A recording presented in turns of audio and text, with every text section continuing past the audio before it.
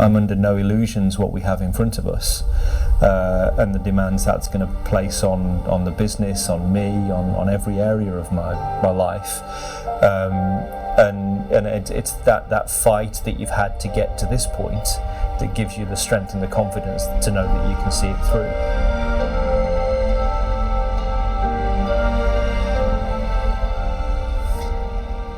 So I'm a father myself now. I've got three boys, and it's really interesting. Even at a very young age, you can tell very quickly what direction people are likely to go into, and I see it in my own kids now. That there are character traits there that, without any influence from me, would lead them in particular directions. I've got one in particular that I think he just thinks like an engineer, and I think you'd probably say the same would be true of me. I can remember playing with a little lawnmower that my dad had made for me, and constantly trying to make things in the shed at the bottom of the garden and not being very good at it. The one thing I can say is about Jace is if he puts his mind to something, he's 100% determined and it's going to happen, even from a young age. If he was playing football in goal, he would be cleaning his boots, washing his kit, washing his gloves. Didn't make him a good goalkeeper, but you could see from an early age if he was determined, he was going to give it 100%. He watched Airwolf. Obviously, he watched Airwolf, and he didn't just watch them. He and his brother Kev were fanatical about it. They watched all of these 80s engineering type machines that could do incredible things, and there's no accident that he wants to create an incredible helicopter that can do incredible things, because certainly that 80s popular culture influence of what was on the TV at the time, certainly that has had an impact on HX50 for sure. So I think I was sold on the excitement and the adventure that helicopters offer, and that Bell 222 that they used for Airwolf was a strikingly beautiful aircraft. Really attractive machine for its time, and that really got the hook into me. But it then developed from that, because then every time I saw a helicopter, I was craning my neck round trying to see what it was, and started reading about them and getting books out of the library about them and studying them, and it really grew from there. But I think with, like so many things in life, it's something will spark your interest, and then if that's the right thing for you, it will grow from there. And for me, just seeing this amazing aircraft doing amazing things, and that was probably the trigger point. I think we've got to highlight the effort he puts in. It's not all natural ability and he could just turn up and pass an exam. He studied hard, and I think that was bred into both of us, probably from our parents, that if you want to do well in life at anything, you've got to put the hours in. Up until that point, Jace had been, he'd done all right at school, and he was doing okay, and he was generally engaged, and his teachers liked him and all the rest of it. But there hadn't been anybody that had really ignited his imagination. And then Jeff Gillen turned up, and he was different to all the other teachers that he had. And the reason he was different is because he was a very straight-talking person, which I think reminded him quite a lot of his dad. And I think he'd also come from industry, so he hadn't gone about being a teacher in the normal route. And I think Jace really liked that, because he brought with him skills that Jace found were directly relevant to what he really wanted to do. But that was the start of it, and I guess lots of people have got a similar story, that somewhere along the way there's been a teacher or a mentor or a professor or whatever that connected with them and made them believe that they were good at something. And that was Jeff for me. Jeff was the first person that made me realise that I could do this stuff really well. When I finished my PhD, I was obviously broke and needed some money, and I was also very aware, because I'd been working on the early versions of my designs for 2 or 3 years by that point, that to do this properly, it was going to be a big job. And so I built Dynamic up based on the skills that I developed working in aerospace and in various other industries to really provide that level of analysis and design capability and product development and troubleshooting capability. And we went and did that for almost 15 years across industries. The funny thing about building a business is if you're good at it, it gets successful, and then when you get successful, it consumes all your time, so decades disappear if you're not careful. And it took a little while to get Dynamic to the point where it was successful enough to be able to support something like this. And over that period, we were chucking significant amounts of our revenue into the development of various areas of the project to develop the range of technologies, the range of capability that we needed to put the aircraft together. So yeah, Dynamic has been a servant of the helicopter project for a long time now. He's really upped it a gear, and he's been even more driven than he normally is. And then obviously he shares stuff with us, and it's absolutely fantastic what he's achieved already. I think everybody will agree with that no matter what, but this is just the beginning, and I can't wait to see more. He knows the market like nobody else. Because it's not just I fancy building a helicopter. It's an obsession, and that is the right word for it. A total obsession. It governs everything he's ever thought about in terms of his career. I think we've got an enormous amount of challenging but exciting work to do ahead of us. But I think the outlook is incredible. I think the product is the product that people have always been waiting for, and I get customers tell me that day in, day out. I get sales prospects, people I don't even know, thanking me for taking this on and doing it. It's what they've always wanted, and so I'm very confident that the juice will be worth the squeeze. I think we've got an amazing opportunity. I think it's going to be a lot of fun. I think it's going to be very demanding, but it's exciting, and it's an honour to have been given this opportunity to deliver this. And I'm loving every minute of it. It's demanding, it's difficult, but it's so overwhelmingly fulfilling that I wouldn't change anything. I wouldn't change a single thing about the path we've taken and where we're going. So yeah, the future's bright for HX50.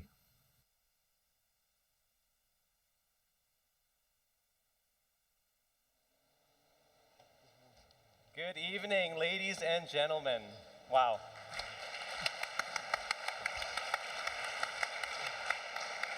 What an honor to be here with all of you guys tonight. We have people from 9 different countries represented here today, many that weren't able to make it, obviously with the restrictions and everything that we have. But when I look around, I recognize so many of your faces, and it's an honor to be in this room for the first HX50 Global Meetup and Discover event. As you guys just saw on the screen there, this has been a dream for Jason since he was a young child, since he was a kid. And what's exciting for all of us, I think, is, we have incredible stuff behind us. I'm looking at the tail fin of the HX50 right now, and the 1/3 scale model. So many wonderful things that we have here, physical things where this dream is coming to reality, it's coming to life. But what's beyond that, I think, is, more impactful for even Jason, but for Ruben and I as well, is all of you, because he couldn't make this helicopter without each one of you. And it's the support. It really is a club. It's the HX50 Club. and it's the support of each one of you here that has made this dream actually into a reality. And so we just want to say thank you and a big welcome from all of us. That's right. Big welcome to everyone. And it's so great to see you all. I've already had the chance to talk with so many of you. And we have seen you through our presentations, but the first time we're in person. Yes. So this is really the first global meetup and discover. Why? Because we want to mingle together, we want to network, and we want to discover a lot of things. So it's going to be amazing. I think you're going to enjoy it a lot. Just to give you an overview of the program, we're going to have a great presentation by Jason. And then as usual, as the culture of the company, we're going to have plenty of time for all the questions, okay? So we always, probably can remember, always say, no question is a bad question. Anything can be brought up. Is that true, Jason? Absolutely. Right, he's ready for it, okay? So we want to make sure that is... so start thinking about those questions. Absolutely. So you take notes of those during the presentation, and then we're going to be available for that. Then after the Q&A, we're going to have still more networking. We're going to have changing the menu. It's going to be dessert menu, so I hope you had the first menu. And then after, we're going to have some dessert. We're going to stay here around about 9:45, 10 o'clock, when we'll be closing. Okay, so thank you very much for coming. And by the way, I want to give a warm welcome not only to all of you, but we have more than 300 people already watching live. Yes. So great to have you all from all over the world. We have clients virtually from all the 5 continents. So thank you again. And Jason, he's the man, and he's the one that's going to bring the helicopters that I want to fly, Mischa want to fly, and everyone wants to fly. So Jason, thank you very much for making this happening through a journey of a dream. And please go and start the sharing of the Discovery event. Thank you. Thanks, Ruben. Thanks, Mischa. Yeah. Ladies and gentlemen, welcome to Hill Helicopters. Yes. Yeah. So we're going to do this slightly differently tonight. I'm going to limit the presentation to talking about the 4 areas that describe what we've done essentially over the course of this last year. I'm going to talk to you about the vision for the company, the vision that we now all share. I'm going to talk to you about the strategy that we're executing at the moment, and then I'm going to give you evidence that we're delivering on all fronts across the program. And then we're going to finish up with talking about the shared benefits of bringing a manufacturer together with a community that wants this aircraft. So let's start by talking about the vision for the aircraft, for the business. You don't have to be great to start, but you have to start to be great. And everything starts with a vision. This one's mine.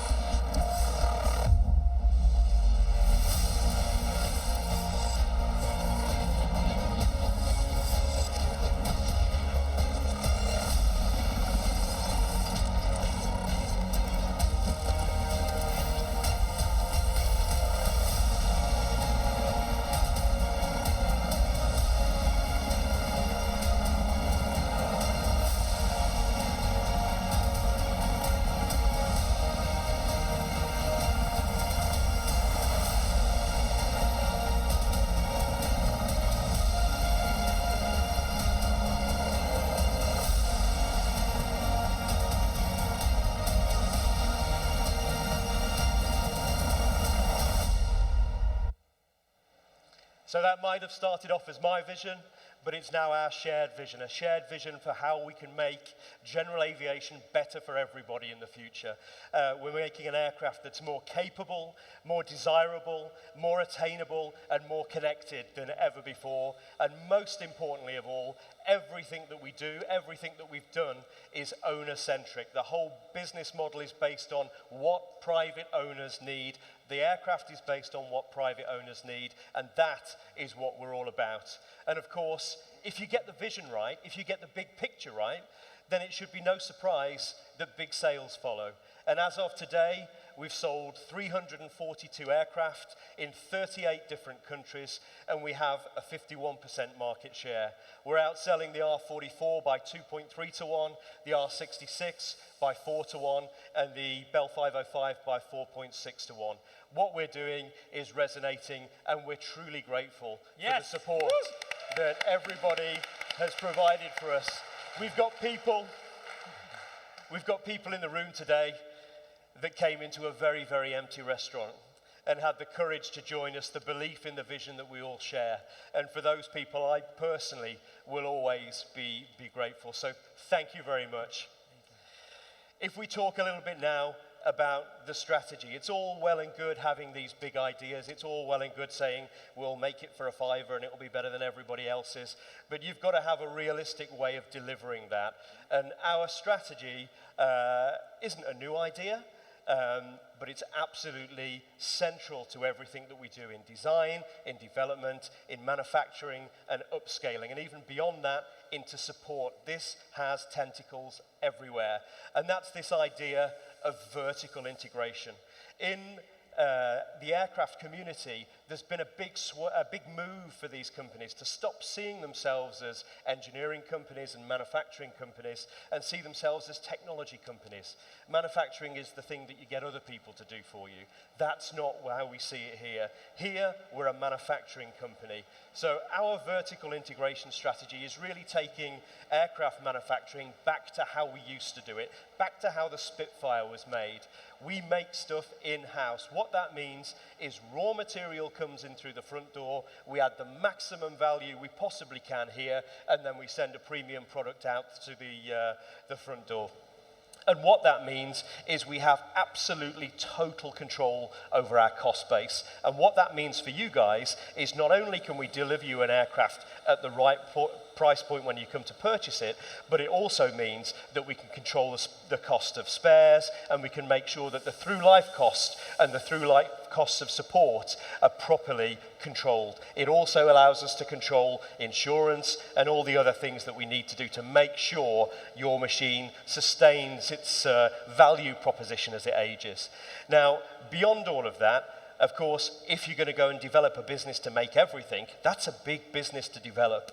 And so a lot of what I'm going to show you tonight is about the journey that we're taking to develop the business as much as we are the components and the aircraft itself. So we're very busy at the moment investing in people, investing in processes, investing in fabulous plants. We've got a wonderful team from our suppliers here to support us, and they've been fantastic in this journey that we're undertaking together.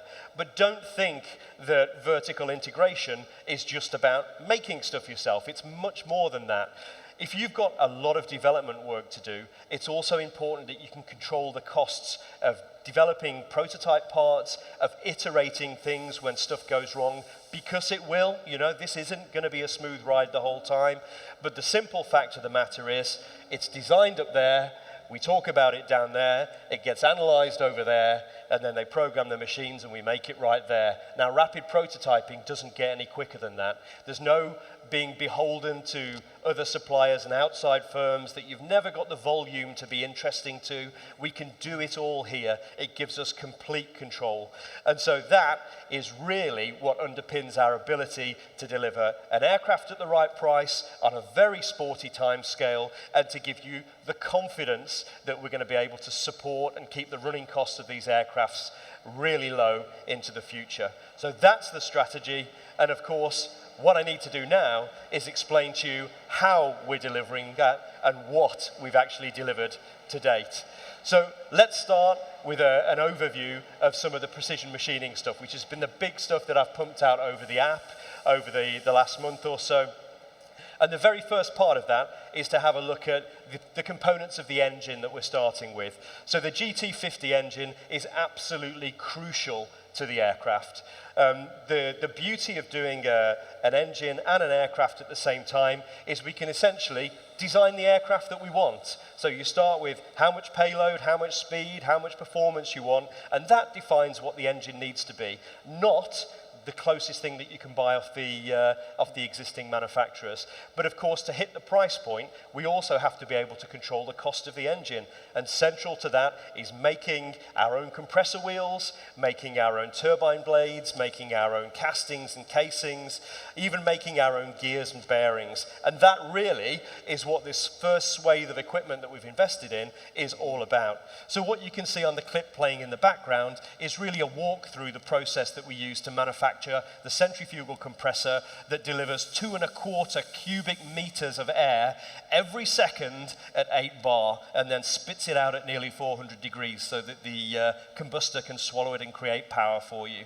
And the way this starts is we bring in the highest possible quality material, and then we take it over to the lathe, and then once we've created a blank, like you can see here, that then goes and sits on the 5-axis machine, and we can start to cut away the teeth. Now, at the moment, what you can see here is some of the early process development work that we've done, proving the tool paths, proving the cutter strategies, just getting the whole thing to work properly. And that whole process has been done in less than 2 weeks.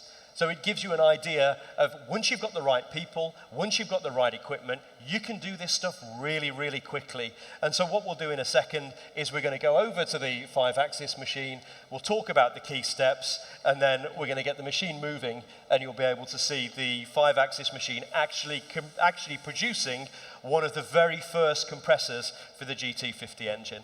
So we'll have a look at that now. We'll let this one play out. I'll make my way over there, and we'll go and turn the machine on.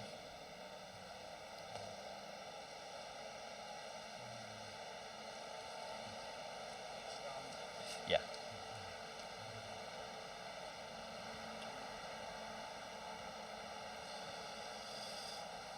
Is that finished? All set? Okay, so Mark. Mark is our lead production engineer, ladies and gentlemen. Please say hello to Mark. Hello, Mark. Hello, Mark. So as I've just outlined, we take raw material in through the front door, and then we've got to take it through a series of processes to be able to make compressor blades. So Mark, why don't you just tell us what's gone on here? What have we done here? What's this first stage? So this compressor wheel consists of three operations across 2 work centres. That first operation there is it's done on the CNC lathe, which is a pre-op. It rosts the material out. Okay, and so this is really just about getting as much material out of the way as possible? Yeah, that's correct. As fast as possible, okay. And then we move over to the second stage, and what's this operation done on? So this operation is done on a 5-axis machine. That's a roughing operation, so that removes a very high amount of metal. Okay, so we're really just trying to form the blades as quickly as possible. Correct, at this point. Okay, but they don't look very rough. They don't look very tidy. So what do we have to do next? What's this one? The final operation is a finishing operation, which gives you the surface finish and the sizing that we require. Okay. Because, of course, for these things to perform, the tolerances have to be extremely tight, the rotors have to be balanced extremely carefully, and we require a surface roughness on here of about 1.6 RA. Otherwise, we simply don't get the aerodynamic performance that we need. So that's fantastic. The other thing that this machine does, of course, is this is the same machine that we use to manufacture our gears. So this is a partly machined spiral bevel gear out of the bottom of the main rotor gearbox. And manufacturing gears in-house is something we've talked about a lot over the course of the last 6 months or so. That's incredibly important because helicopters are very much machines rather than aircraft. So it's vital that we can do those things in-house. Okay, should we get the 5-axis running then? Okay. Yes. All set? Can you get in there?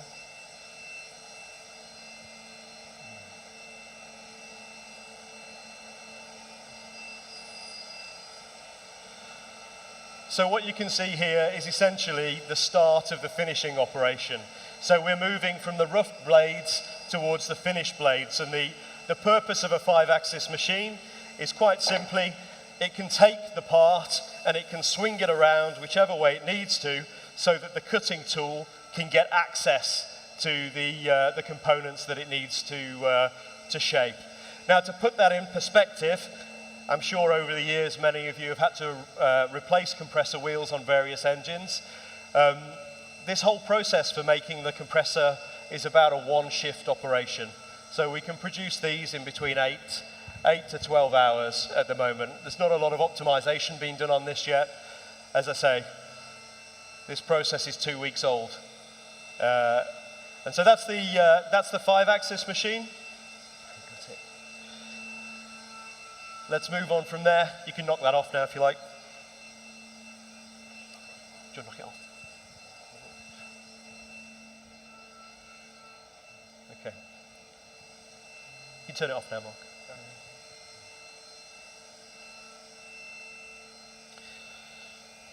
Okay.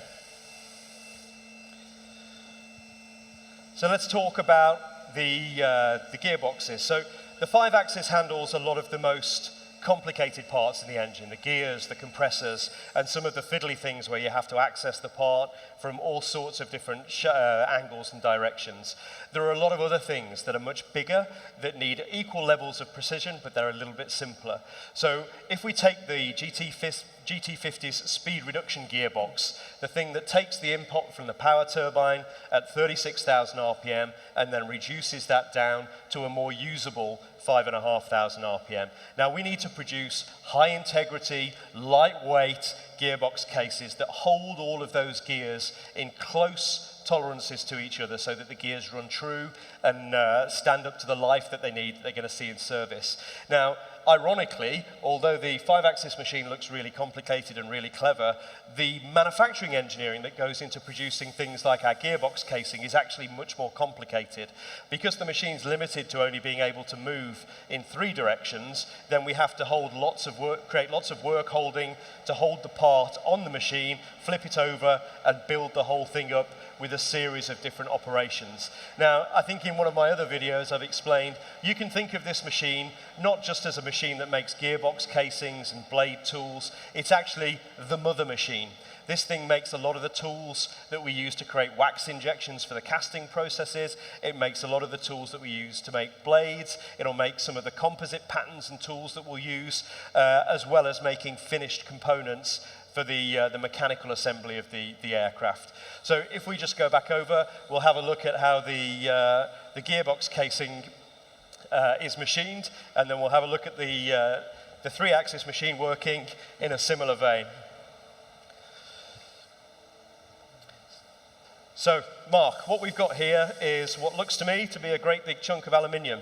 So can you just explain how we make these gearboxes? What are the stages in producing this gearbox? Correct. So it starts as a big lump of material. This is the first operation where we put the profile in. We put these series of holes in as well. We then locate on those holes and machine the inside, the inner side here.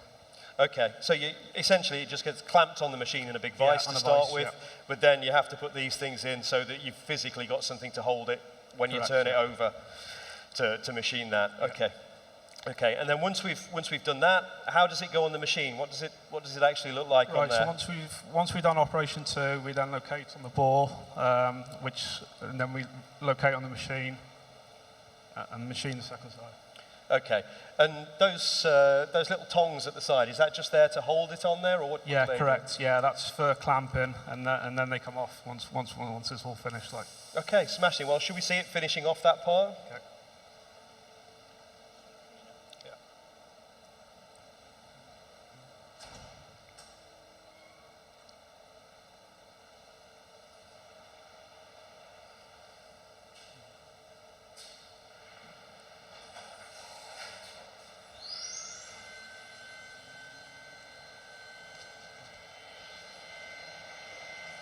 Are you able to get in a bit closer? Yeah. We'll just have a look and peer in through the window so that you can see what's happening. So for those of you that don't know a lot about machining, these things are really glorified cutting tools where the cleverness in the machine is about how you can position the cutting tool so the cutting tool can follow paths to sculpt out the things that you want to be manufactured from metal. And that'll go and machine away for hours on end until we've created the parts that we want. And that's essentially how your gearbox speed reductions casings are made, tools are made, and various other things across the platform. Okay, you're off. Thanks, guys. Okay, so the next example that I want to talk about is the rotor mast. Now, this is literally the part that we all hang off. So this has to be very, very high quality material, very, very precision, very tight tolerances, very close control on the surface finishes, because of course the mast is constantly subjected to cyclic load, so it's very prone to fatigue.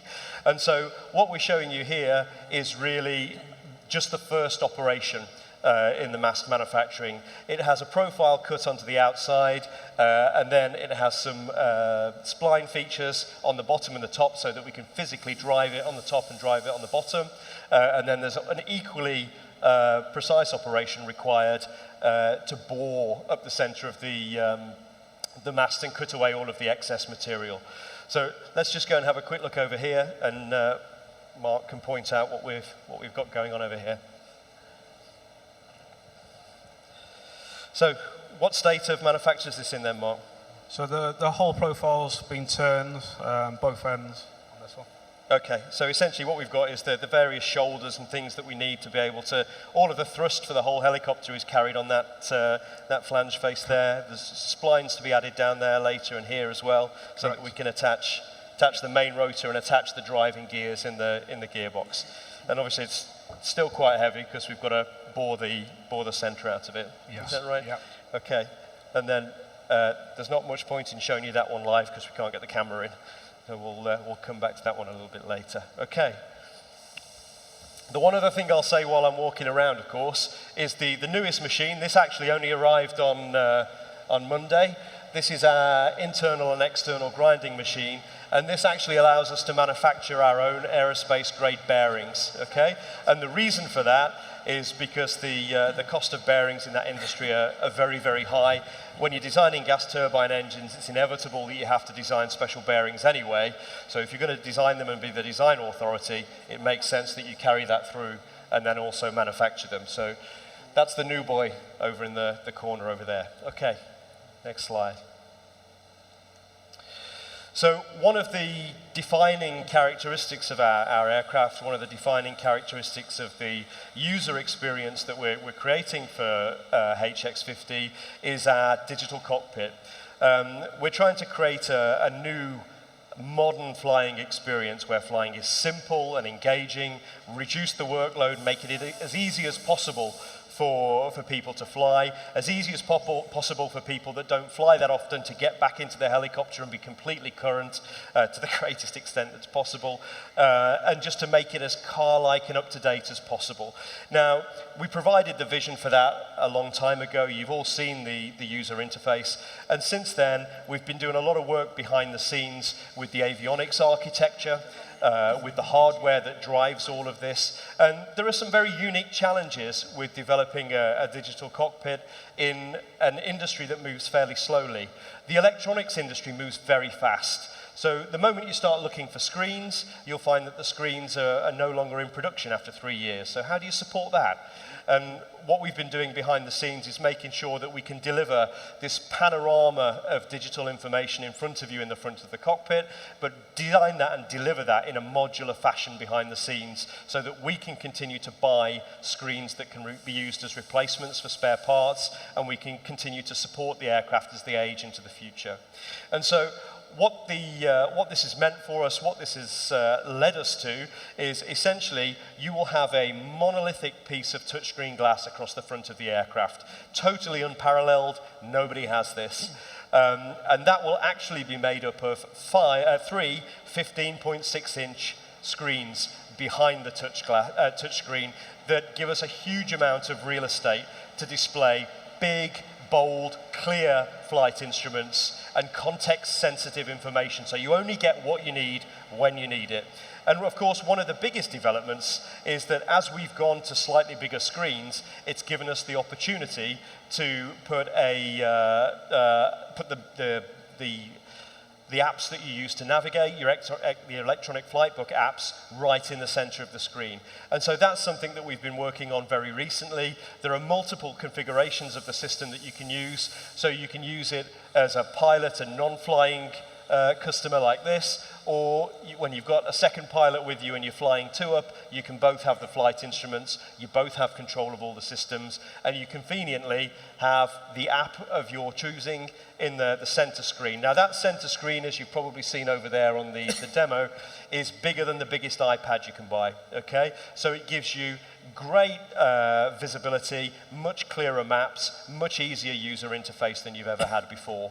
And of course, we can then wrap all of the synthetic vision and the terrain awareness straight across the three screens. And we're just adjusting the user interface a little to disguise the mullions that you inherently get with modular screens. So one of the most recent things that we've done is, and I suppose this really sums up the culture that we have in the culture we have in the company, is when we were presented with this opportunity to host the apps rather than just requiring people to have an iPad in the center, we put that out via the app to the user community and asked for their opinions.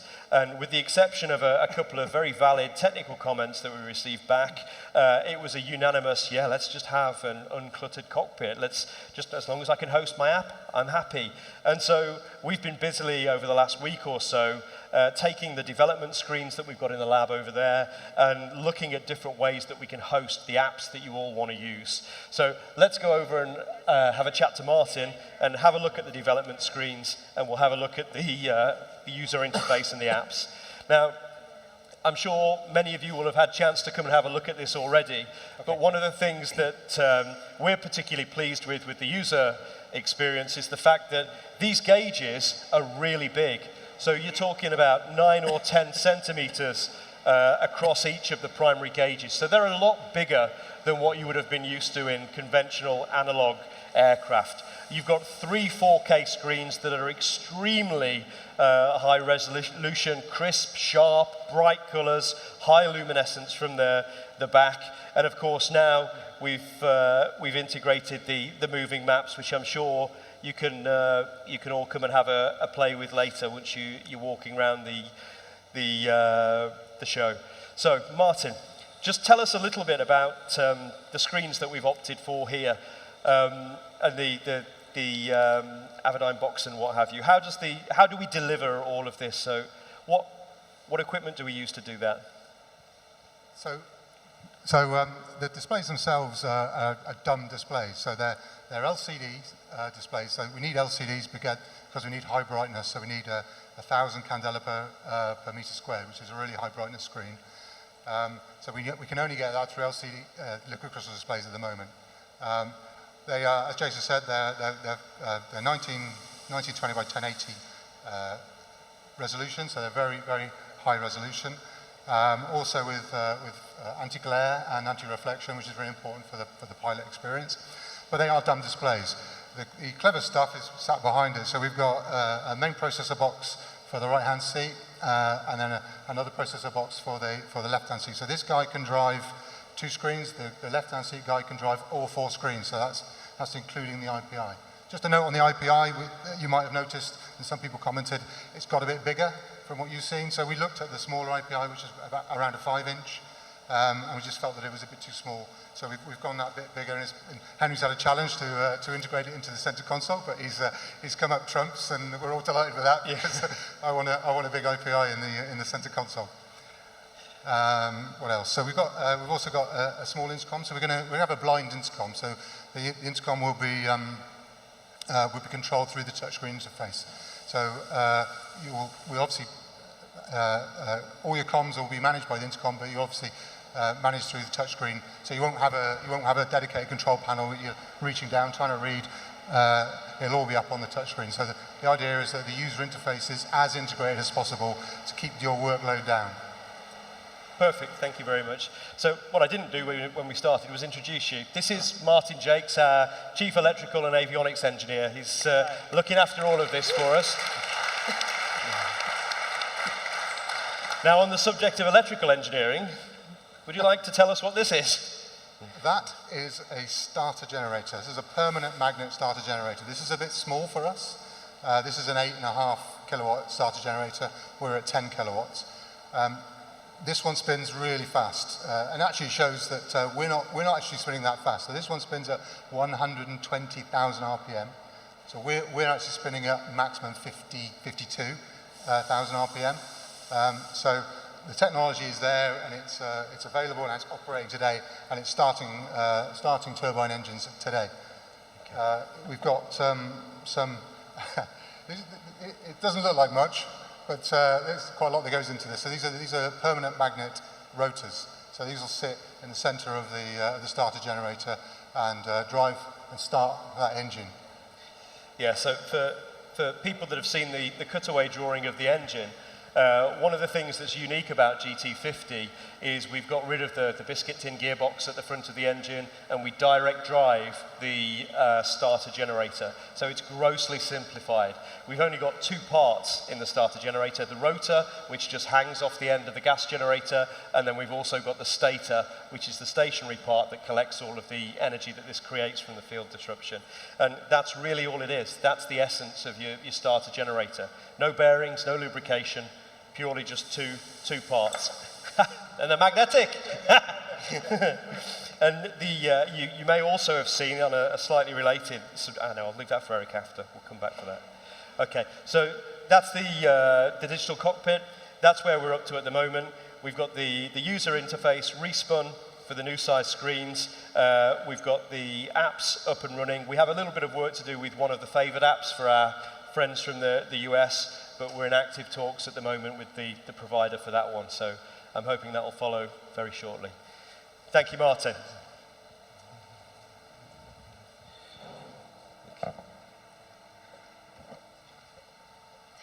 Okay. Next slide.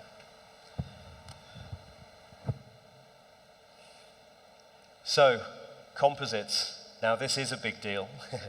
So today, and actually, you're seeing this only about 10 minutes after I've seen it, because it only came up from Saltash this morning. As you're well aware, composites is absolutely fundamental to HX50. If you want a streamlined, attractive, high-strength, crash-worthy aircraft, and you have to go composites. Now, traditional composites are really very expensive to manufacture. They require very expensive materials, expensive tools, and then expensive processes to manufacture them. And one of the unique things about the way that we're manufacturing the fuselage for HX50 is, rather than going the traditional route of manufacturing using pre-preg, we're using dry fabric and infusion techniques, which is the way that they make boat hulls, it's the way they make wind turbine blades, and it's the way they make a lot of industrial composites. Now, there's no reason why those processes can't be applied to aerospace, and indeed, many of the big manufacturers are looking at them. But what we've done is we've taken that process and we've now demonstrated that we can produce a single-piece fuselage using this process. So what you can see behind, let me just say one other thing actually, the reason why that's important is because it makes a huge difference, not only to the piece price of the composite parts that we make, but also the capital that we need to be able to set up for composites manufacturing in scale. So this is absolutely critical to everything that we do within the company. The blades are composite, the crash cell is composite, the fuselage is composite, the boom's composite, and all the fairings are composite. So this is a core technology for the business. Now, the way that we've proven out this process and the way that we've proven that we can do it before committing to vast amounts of expenditure on full-scale tools is that we've produced the third-scale model that you can see over there. And the third-scale model is really there to prove that we can manufacture this component in a single piece. So that's what we've done, and that was actually only completed yesterday. So this stuff is literally hot off the press. And within our works group, we've been receiving daily updates from the guys down in Saltash and from Tim, our guy down in Saltash as well. And right at the end of the day yesterday, we got this happy photograph coming back of a pair of happy dads that had just given birth to their first baby HX50 fuselage. So let's go and talk to the happy father. Good evening. Good evening, Jason. Thank you very much. And good evening, ladies and gentlemen. Welcome to Composites Corner. Whilst I've got the microphone, just a couple of introductions for the colleagues that helped produce the third scale proof of concept. We have Tim Searle and Stephen from Composites Integration, our resin and fusion experts that held our hand through this whole process. But I suppose the real question is, how are we going to turn this dry fibre, which some of you have had a little play with this evening, into a viable composite structure airframe? We had a brainstorming session down at Salt Ash with our colleagues at Composites Integration back in, I think it was June. Yeah. And it was a really fruitful session. There was discussion about whether we should divide the airframe up into separate individual mouldings and then bring it all together as a bonded assembly, which I was pretty not keen on. Bond joints add a lot of weight. They're at a point of a less reliable structure, and more importantly, they're very poor for load path. So getting the load path from the rotor head through into the airframe, we really want continuous structure. So I was pushing really hard to do it as a one-shot moulding. Tim was the cautious, careful now, don't overdo it. You know, we got to do this in a controlled fashion. So we came up with the idea of doing a 1/3 scale proof of concept. And so what you see before you here are the blue parts. That's the top mould for this crown section. And you probably can't see it with the camera, but in the background there's the floor moulding there. Basically that built up into like a blue coffin-shaped mould, which we put all the fibres up inside.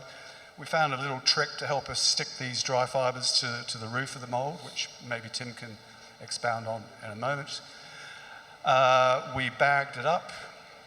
I put a pair of scissors through the bag, so we had to seal the bag again. And we infused the mould. It took us quite a while to set it all up because it's the first time we've done it. But the actual infusion process, you could see the resin rising up inside the part. 20 minutes to completely embed that moulding with the epoxy resin.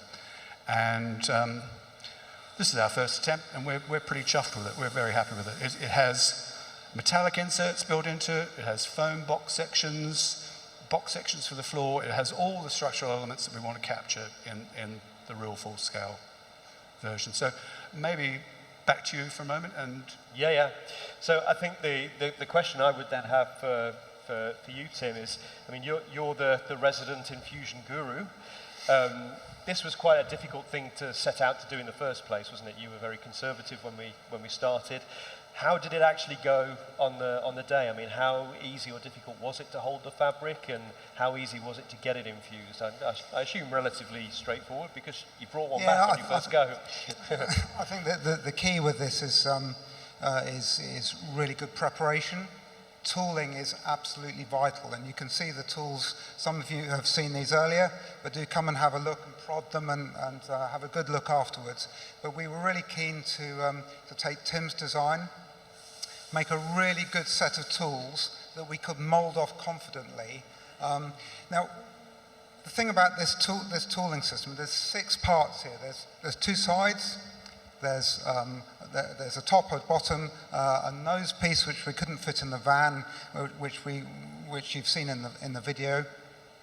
But all those tools have to seal together with complete vacuum integrity, because this process that has been described by infusing liquid resin into this dry fabric, it's absolutely key that you get really good vacuum integrity. So we've got a vacuum seal that goes all the way around these tools that holds them together. And then we can confidently put a bag inside the tool that holds all the fabric in place, and all the preparation is done. All the carbon and some of the consumables are in place. It's quite a complicated shape, as you can see. And then when we've got that vacuum integrity, the resin will fly in, as Tim said, in about 20 minutes. Now on Monday, what are we now, a Thursday, on Monday, there was no resin in this component at all. So on Monday, we bagged this all up, we checked for vacuum integrity, we got it all prepped up, and then on Monday, this whole assembly went into an oven, because we like to infuse the resin at a warmer temperature. So this is about 40 degrees centigrade. Remember, that's a lot less than the kind of pre-preg temperatures that Jason has alluded to earlier. And then on Monday afternoon, the resin was introduced. You saw it in the video. And 20 minutes later, all that epoxy resin has impregnated all this dry fiber, and then the resin begins its curing process. And then shortly after that, we were able to demold. So I don't think I've answered your question, have I? Which was, how did we get all the fiber to stick in the mold? Yeah. Well, that's one of the things that we set out to demonstrate, that actually this is incredibly challenging. Yeah. And actually, the idea is here that we build early. We build a demonstrator that ranks the problems, the challenges that are ahead of us. Because when we sat around a table, you know, some of the problems that seem really big are actually, they diminish a little bit when you try it. And actually then you're presented with a bigger set of problems which you've got to resolve. And so we've done that. And I think this has given us a list of things to refine, but actually we know that we can do it. That's fantastic. Thank you very much. That's great. So, yeah, Tim and Tim, ladies and gentlemen. And Stephen. Thanks, so guys. I guess our very next challenge is how, once you've done this, do you ramp up to production? So what kind of kit are we going to need to be able to produce these in volumes? We've got an example of one of the machines that we've purchased here. Could you just talk us through what this does and how we use this on the shop floor to make Babyfish's big brother? Absolutely. So we brought along with us today an example of one of our standard resin injection machines. We'll be working with Jason and supporting him and his team in supplying some bigger scale equipment in the new year. And this piece of equipment is designed to inject the resin that Tim talked about into the fibers in the mold tool in a very controlled manner. So the equipment controls a number of parameters, including pressure, temperature, ratio of the combination of materials that are injected. And it does it in such a way that we can be incredibly confident in achieving a very high quality part with, I think it's fair to say, no porosity. Porosity is the enemy in these composite parts. And so we're very pleased to be able to share our expertise on the machine build side of this project. And when we do get into production, I imagine that we'll have eventually a number of pieces of equipment like this. And one of the beauties of the equipment is it's very highly programmable. It has an RFID scanning capability. The idea is that you scan the mold tool that you're going to be working with at that time. The machine recognizes the data that's been scanned from the tool and chooses the appropriate recipe and program, so we ensure we dispense the right materials at the right ratios, right pressure, right temperature, and ultimately get a good part. Fantastic. So it gives us the control to really lock down the process and deliver the same thing every time. Absolutely. That's what the equipment is all about, is control and quality. Fantastic. Every time. Thank you. Thank you, guys, and congratulations. Cheers. Thanks, guys. Okay. That's Lydia. So, HeliMove. We've hidden HeliMove today because there wasn't enough floor space. But one of the other areas that you're aware of that's a unique characteristic of HX50 is we've tried to make the whole experience of owning and operating a helicopter that bit slicker. And there's nothing more deflatory than having to put your helicopter under your armpit and wheel it into the hangar like a wheelbarrow. And so our HeliMove system is really designed to make it possible to move the aircraft into and out of your hangar and around on the ground using just your smartphone. So there's a lot of development that goes into making hub motor drives that are small enough and light enough to balance just the right degree of performance with the limits on size and weight that you have available to you for it to be viable for a helicopter. And to do that, we've developed the HeliMove test rig, as you've seen, which is a fairly crude-looking piece of equipment. You can expect lots more of crude-looking bits of equipment from us over the next number of months. But this allows us to measure the torque that's actually required to get the equipment to climb curbs and to trundle over soft grass. And it also allows us to develop the smartphone app to allow you to just maneuver it and get it moving around on the ground. So the engineer that's been working on this for me, well, the two engineers that have been working on this for me, one of them's off skiing at the moment, and the other one is Eric. So Eric, if you'd like to just come and join me for a second.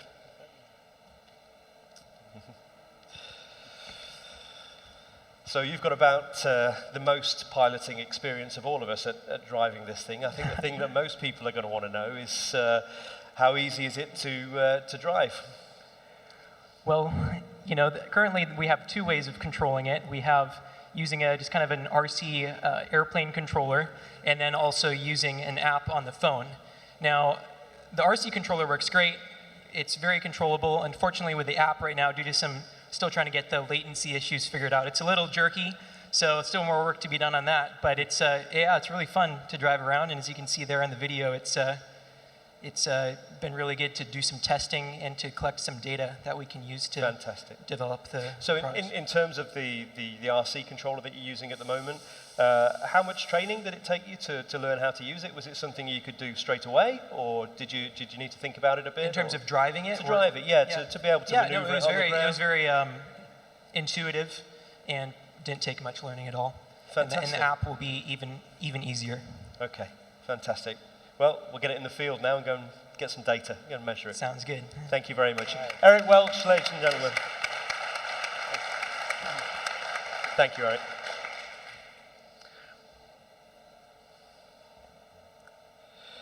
Okay, you may have noticed there's a tail rotor behind me. So tail rotors are, if I had to qualify the two biggest threats that I think helicopters face in general, one is the environmental aspect, and the other one is noise. And so being able to develop a quiet tail rotor is absolutely critical to practical day-to-day operations for all of you guys that want to keep your helicopters at home. The less nuisance we can make to people, the better. And that was really the primary thinking behind designing HX50 with a ducted fan tail rotor configuration. And there's much more to designing a tail rotor than just the noise. The performance is very important, and I've shared over the last month or so that the tail rotor configuration we have at the moment has outstanding performance, all the way up to max gross weight on a 10,000 on an ISO plus 15 day at 10,000 feet. You'll still have full controllability all the way up to about 35 knots from any direction. So this is a profoundly powerful tail rotor system. And of course, if you want a lot of tail rotor authority, you have to put a lot of power through the tail rotor to drive it. And so one of the things that the guys have been focusing on recently is the detailed development of our little tail rotor gearbox that you can see over here. So as you can see, it's fairly conventional in terms of its general arrangement. We've got an exaggerated bell crank for today, just so that you can change the pitch on the blades. But the tail rotor gearbox is coming along very nicely. So Craig, do you want to just come and join me for a second? Craig Jones, ladies and gentlemen, is our lead mechanical engineer. He's been leading the design of the main rotor transmission, the drivetrain in general, and a lot of the work on the engine. So Craig, tell me what we've got inside this gearbox, because I can't see inside there at the moment. Okay, so what we have in here is a pair of spiral bevel gears, a 90-degree spiral bevel gear set. Using spiral bevel gears allows us to get a nice power to weight ratio on the gear set. It gives us a nice efficient gear set and a quiet operation. Spiral bevel gears are used traditionally for these applications. Smashing. And in terms of the casings and things like that, how are we making those? So these will be an aluminium casting, sort of high grade aerospace aluminium 357 casting, heat treated. These prototype gears are made from solid bar for demonstration purposes, but we can learn a lot from these parts. Fantastic. Okay. And in terms of this gearbox, in terms of the couplings and the drivetrains, is there anything unconventional about this? Have we invented anything wacky while we've been doing this? No, that's it's quite the opposite of what we try and do. Really, we're not trying to reinvent the wheel. We're trying to take the best of what's out there at the minute and make the best of the latest materials, latest processes, just to do things as efficiently as we can. And that's true of the entire drivetrain, right the way through to the engine, the rotor head. Smashing. Okay. Thank you very much. That's great. Craig Jones, ladies and gentlemen. Thank you.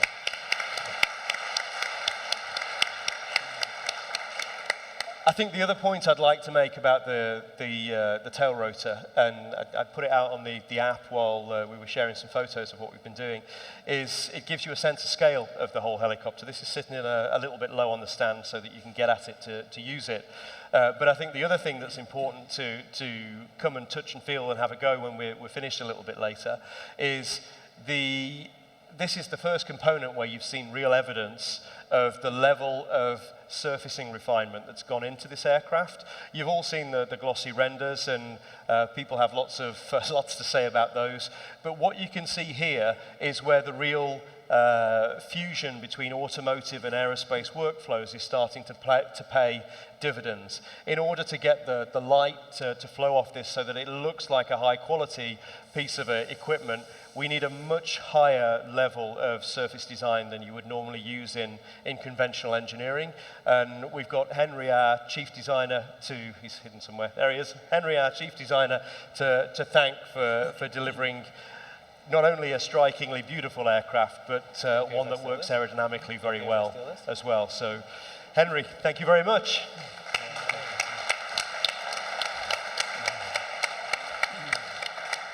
Okay. So, this whole business has been built on the recognition of what we can achieve if we work together. This symbiotic relationship that we've created by understanding what the community wants, listening to the community, and then focusing on the people that really are the light helicopter industry, and that is private owners. HX50 was always about delivering a machine that was from root to branch, from tip to toe, all about the needs of private owners, how they fly, what the machine needed to be to keep them safe, how they experience the cost of ownership of a helicopter. So not the hourly rate, the big fixed bills that you've got to control. That's exactly what this whole business is based on. And so because of that, we've managed to bring a group of people together that have enabled us to grow incredibly fast, far faster than I ever imagined we would, far faster than these guys ever imagined we would. And as a result of that, as a thank you, what we'd like to do is offer a very special opportunity for those of you that were in on day one, supported us with the HX50 program, to share in the benefits of what will come in the future. So in the future, we'll be going out to market with HC50. And HC50 is a commercial aircraft. We've designed a brilliant helicopter for private owners, but because it's so good, it'll make a good commercial helicopter in the future too. And so we have a very special opportunity for those of you that would like to benefit from that.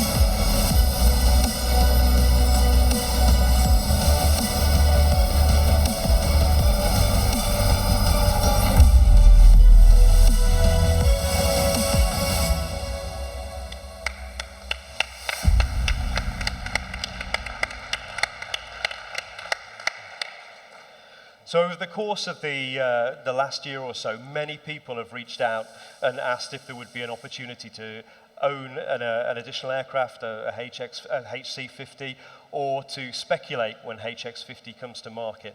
Now, we are not going to release HX50 to the general public for around 6 to 12 months. And so in the time period before then, we're giving a limited time offer for those that have chosen to support us with HX50 to benefit from what we're going to do in the commercial helicopter industry as well. And what that is essentially a pre-sales program where for those of you that already own HX50s, if you want to, you have the opportunity to secure a £200,000 discount on the initial list price of £725,000 with just a £50,000 deposit.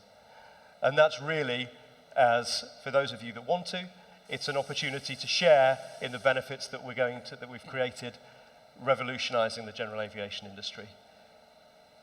So thank you very much.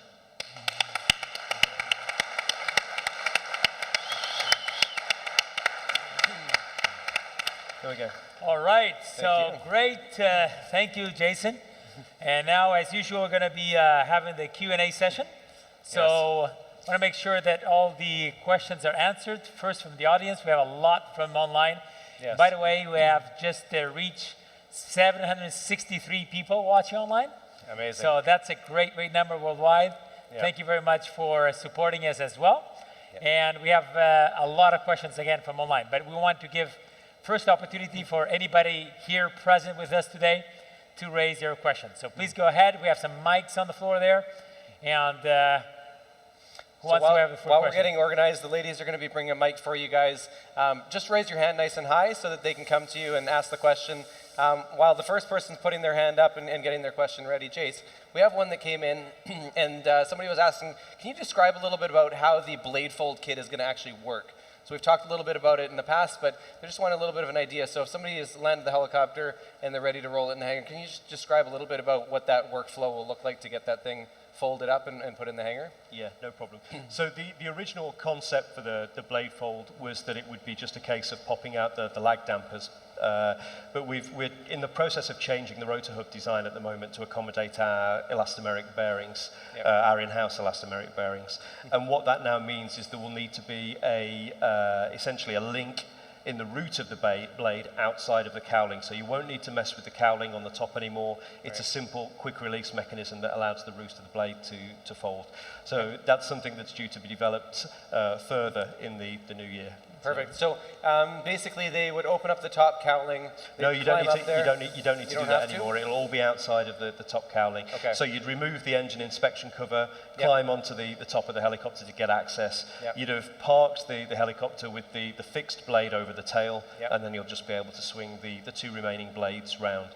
So the engine can't be started with the mechanism deployed, obviously, and it's very obvious from ground inspection that it's either open or it's closed. It can't ever be in between. Okay. So 5 minutes or less probably for the whole process. Yeah, it's very quick and easy. Okay, awesome. Thank you. Let's go with the first question right over here. Hi. Go ahead. Hi, Steve Brooks. Hi, Steve. Hi, Steve. Steve It's Brooks, good to see ladies you. and Yes, gentlemen. Steve Brooks, everybody. First of all, congratulations for you three. I think if anyone had said you were going to sell 342 helicopters a year ago, they'd have said you were nuts. So well done, guys. Thank you. A question, modern flying, it's fantastic in the cockpit having mobile data, knowing what the weather's doing, having real-time METARs and things coming through. If you're going away from the iPad, is there going to be mobile data fitted to the hardwired to the cockpit? Are we going to have a SIM card in there, or how would that work? Absolutely. So we're not necessarily going away from the iPad. The system is still designed so that you can have your iPad there and you can have it in front of the screen. So one of the setups for the screens is pilot side gauges, as we've shown, either second set of gauges on the passenger side or the infotainment stuff. And then you can just have the synthetic vision as a consistent background so it looks nice and tidy. So you put your iPad where it was always intended to be. Within that, if you're using an app that can pull down that data, and that's within the application that you want to fly with, then the infotainment box, as we call it, has a 4G, 5G connect card in it. So it has all of that functionality built into the device that drives the apps on the unit. So you won't lose anything. Okay. Right. Wonderful. Second question. Right here. Charlie. Charlie.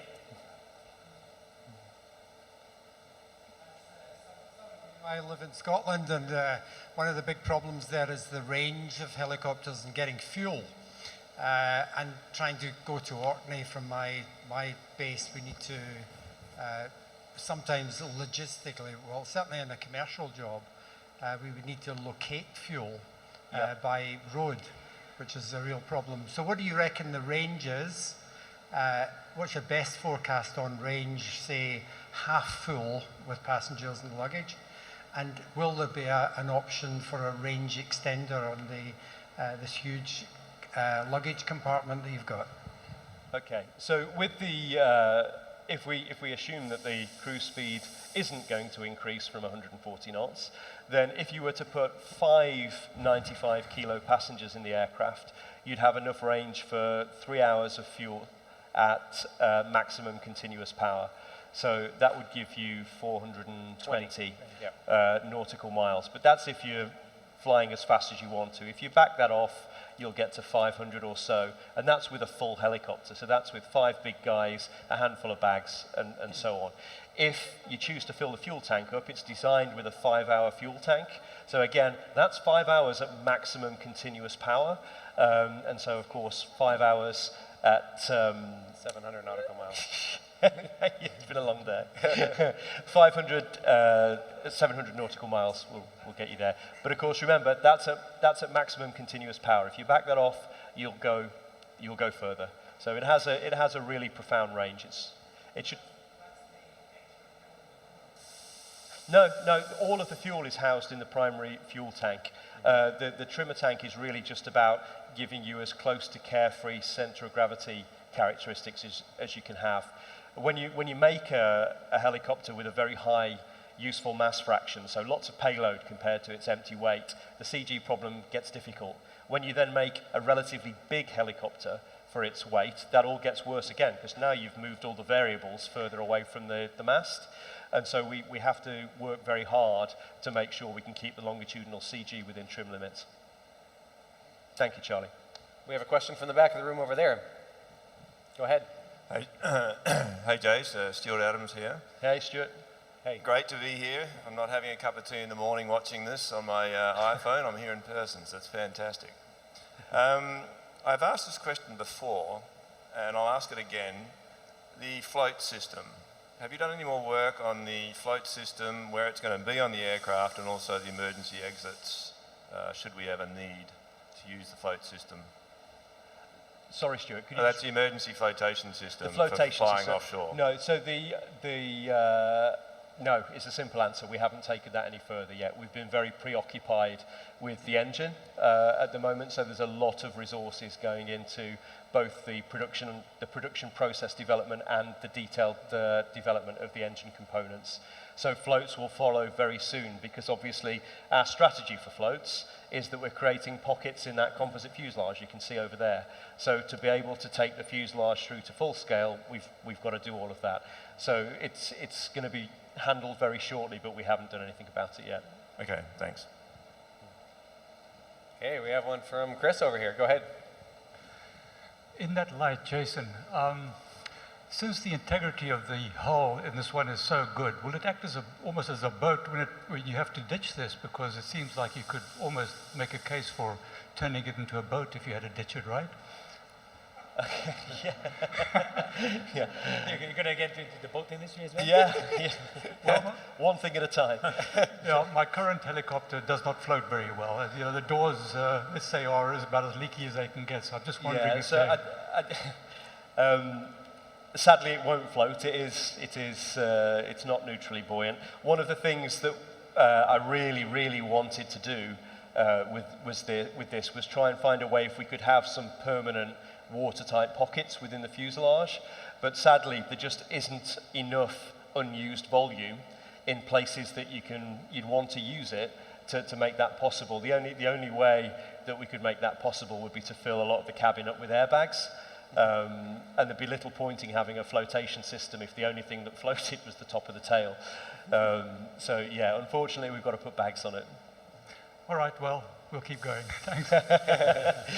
Thanks, Chris. Okay, next question right up here. Roy Marfley. Hello, Roy. Hi. What is the timescale on the HC50? And if you're an owner of a HX50, can you transfer across at that price? So it's not a transfer deal, this is just we've been asked by a lot of customers if they could have a HC50 as well, and if we could give them first refusal on early serial numbers. And some people do want to work their machines. Most private owners don't, and that's our focus, but some people do. So the timescale is still as declared when we launched the program. HC50 will lag by around 3 years, so it'll be 2026. And that's purely because the sheer amount of time it's going to take to push the certification program around the world. And I didn't note when I put the initial slide up that we're strictly limiting this opportunity to people that are within UK, US, Canada, Australia, New Zealand, and South Africa, just because those are the areas where we'll have the most direct route through certification. It's likely to be a more predictable timescale through that. Thank you. By the way, about that, Jason, you forgot something important. And I have to update what you just said, what you were going to say, which is we already have 3 orders for HC50. Yes. Right?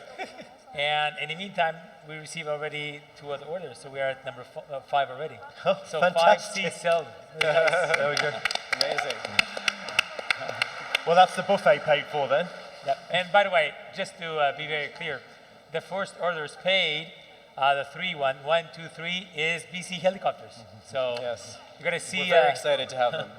Thank you, guys. Congratulations. It's going to be incredible. All right, more questions. Don't be shy. Nobody's made me cry yet. It's got to be a lot of. Yeah, there's 2 hands over here.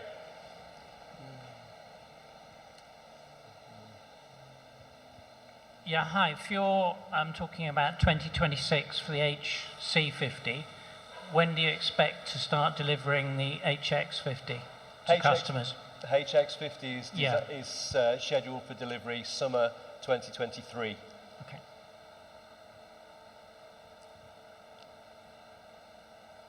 There was another question here, right here. Yes. Hello there. Good evening, Jason. Good evening, gents. Yeah, over here, Jason. Simon Huggins. Just thinking about like the battery position on the aircraft. Thinking about obviously when the machine's hangared for some time and like triple charging.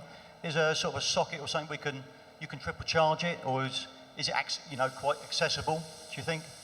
Yeah, we haven't set the position of that yet, but it is designed to be ground chargeable, and we'll provide instructions on that once we've defined them. Basically, the battery chemistry that we're looking at using is quite sensitive, and we have to be careful about how we handle that. So you'll have to let us just work that through at the moment. Okay, thank you.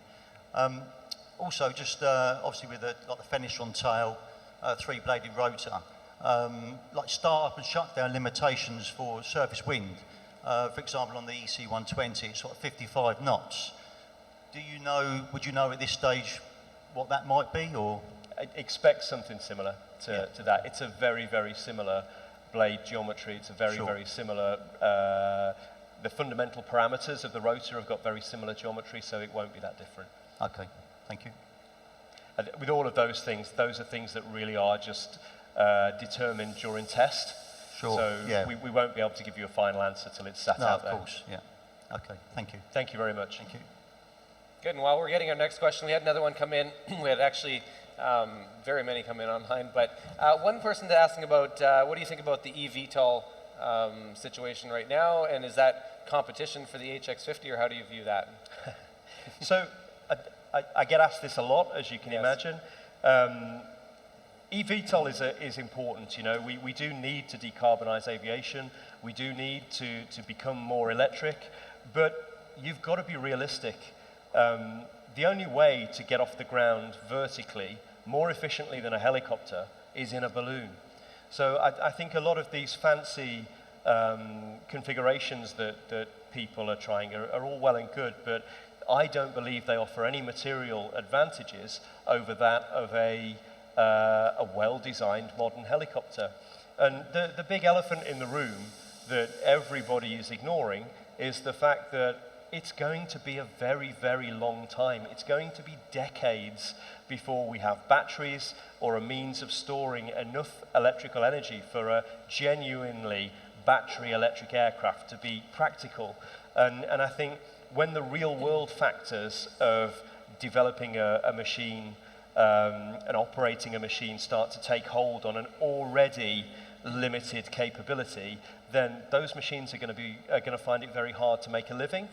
And so I don't really see that being as an immediate threat for us. I think that many of those companies will struggle when they try and hit commercial viability, when they try and operate real air services. I mean, many of you will have leased helicopters back and tried to operate helicopters commercially over the years. And you know, trying to make money out of an existing general aviation aircraft is very difficult, you know.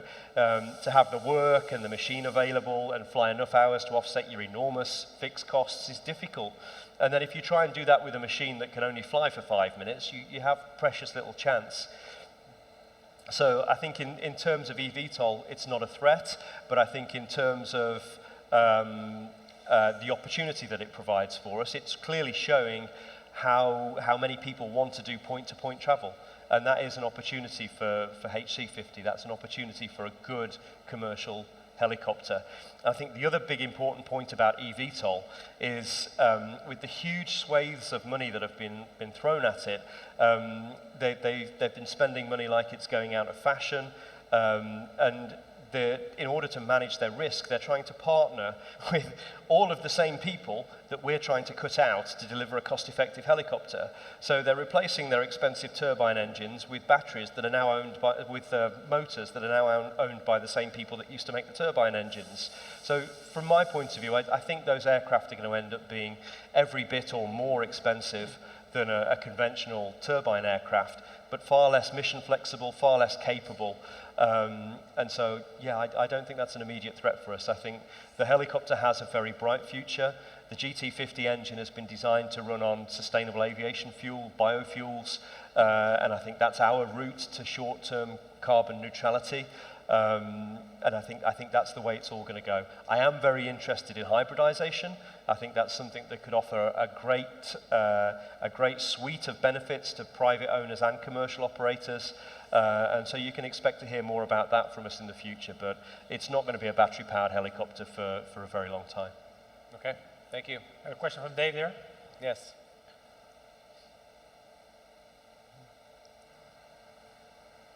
Yep, go ahead and start talking. It'll come on. Yeah, okay. Oh, it does. Okay, yeah, David, I've got chassis number 199, and we're operating it as a syndicate. So I've got a bit of a boring practical question with regards to the warranty. Could you sort of illustrate how that would work? Because, of course, there's going to be some sort of liability there for the syndicate, and I just want to make sure I've sort of covered how that would work. Could you illustrate a work example of a warranty situation and the features and benefits of that? Well, I don't think it's a problem, is it? Because if you've got a syndicate, typically they would be that you'd be operating as a limited company or something like that.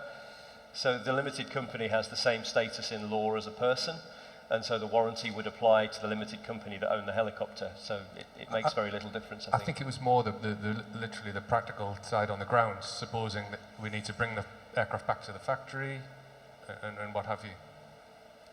I think that's a matter for the syndicate, isn't it? It's not really an issue that we can speak to. Okay, cool. Yeah, that's fine. Thank you. Okay, thank you. Thank you.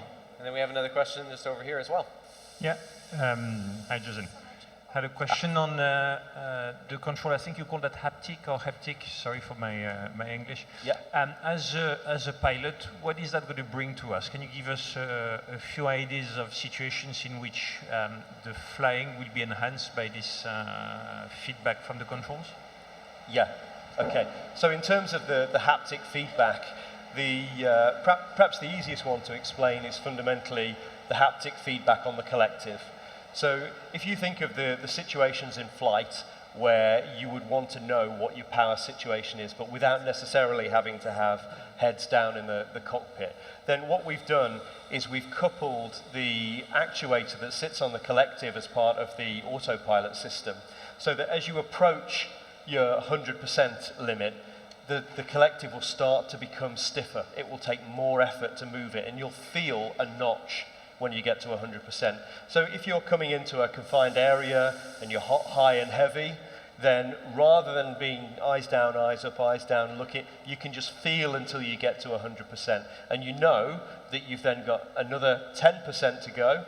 10% is enough to do a very sprightly vertical climb to get yourself in. So you'll have situational awareness of your power just by what you can feel in your hand. So it avoids what you used to have to do, looking at 3 gauges in a turbine helicopter just to assess if you were going to damage something, and you can feel it. Now, in terms of other areas of flight, then under normal circumstances, you would always want a linear force gradient about the set point of the control. So once you've got the aircraft trimmed, you'd always want it to get harder and harder to push the control further away from you. That's one of the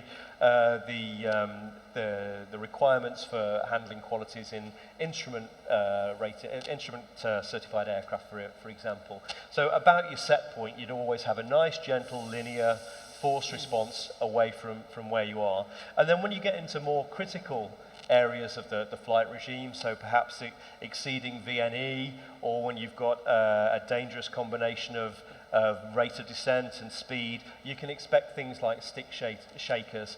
At VNE, you can expect the cyclic to start to push back against you, and then there's a number of ways that we can deal with the others. But what I would say about all of those things is, I'm sure many of you have got nice cars where you get haptic feedback through the steering wheel if you're starting to depart from a lane. And what we've got to be very careful to do is not to just create a response that you're just going to naturally want to fight against. And so a lot of these things will be honed and developed and trialed in flight test. Once you've got the actuators there and you've got the hardware to drive them, you can program that to be anything you want, really. So we have a lot of flexibility about the kind of response that we give and where we want it to give the response across the operational envelope.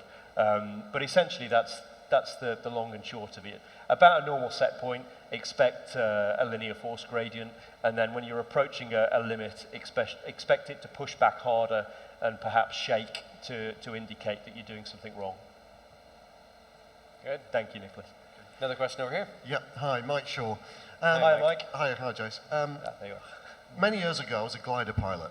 I know that's perhaps a bit of a dirty word in here, but it was quite good fun flying without an engine.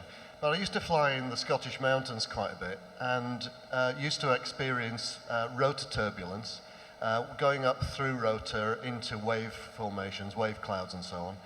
And when I became a helicopter pilot, I sort of felt slightly terrified that one day I might come anywhere near rotor turbulence, because you feel in a glider that like you're going to have your wings broken off. And I've heard stories of people who've died in helicopters when they've got into unintended rotor turbulence.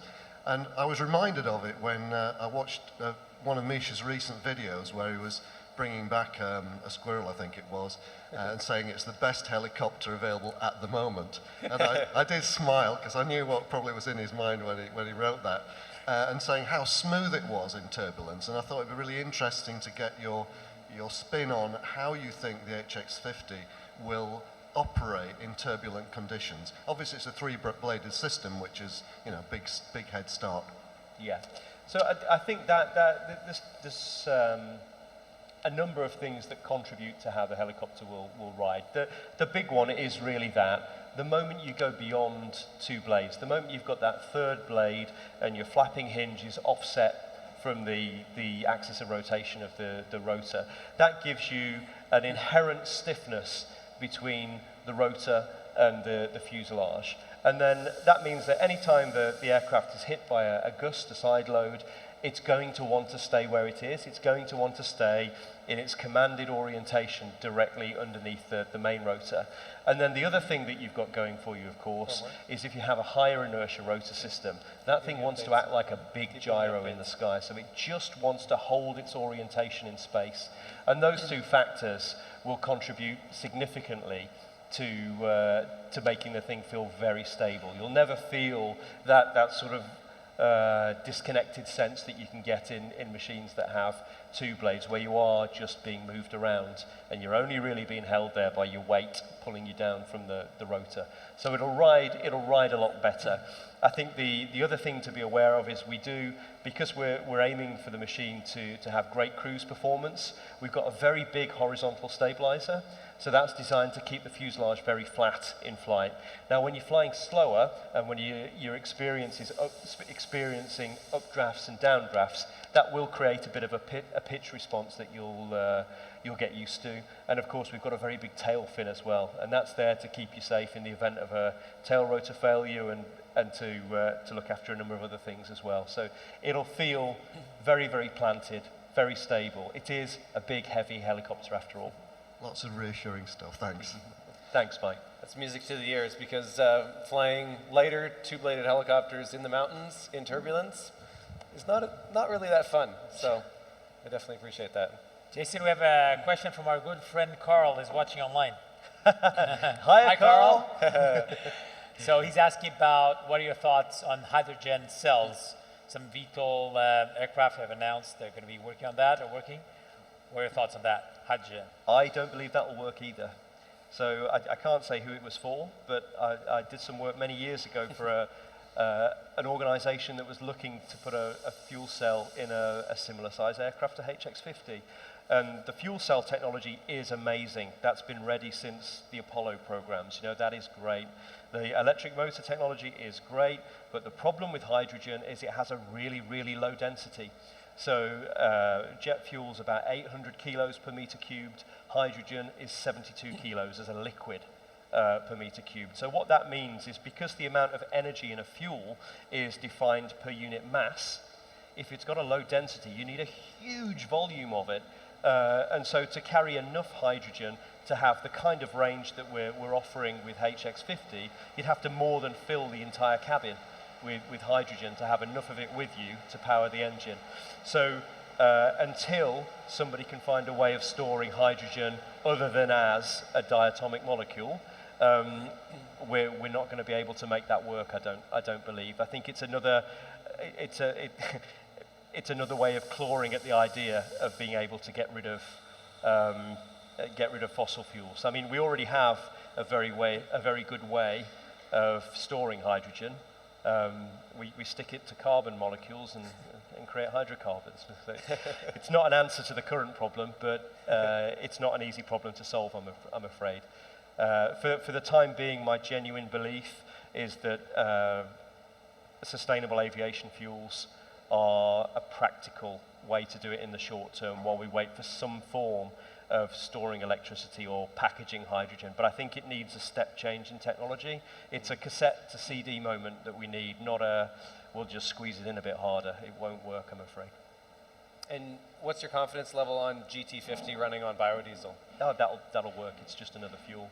Yeah. So these industrial engines are designed to run on all sorts of stuff. So you need to make some modifications in the FADEC system. You need to make some modifications. Well, you need to design your combustion system to run on these fuels. But sustainable aviation fuel is being designed as a drop-in replacement. So we're just taking that into account as part of the combustor design.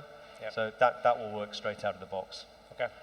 And a question that we get a lot, so it's kind of a two-part question. Are you going to be able to put skis? A lot of people want to use this helicopter for skiing. Are you going to be able to put skis somewhere in the helicopter, in the baggage bay, or somewhere else? And will there be, at some point in the future, a hill-made pod on the side for skis? Or somewhere on the aircraft yes, for skis? Casey, could you put it, Michael, we have some reports of hearing. Okay. Isla. yes, you will be able to fit all sorts of things in the helicopter. So as you're well aware, all of the seats except the pilot seat are removable. So for really big stuff, you could get that in the cabin if you move some of the seats. The baggage bay is vast, and I think we can get almost up to the biggest size of skis straight into the baggage bay directly. We've just moved some of the bulkheads, so I'm not going to tell you it'll take the 2-meter ones at the moment, but I think it can. And one of the things that we're doing as part of the structural design is there's a provision for all sorts of utility mounts being built into the composites right now. Now we don't have an application for those at the moment. Yep. We're just providing a structural hard point to be able to add bolt-on equipment later.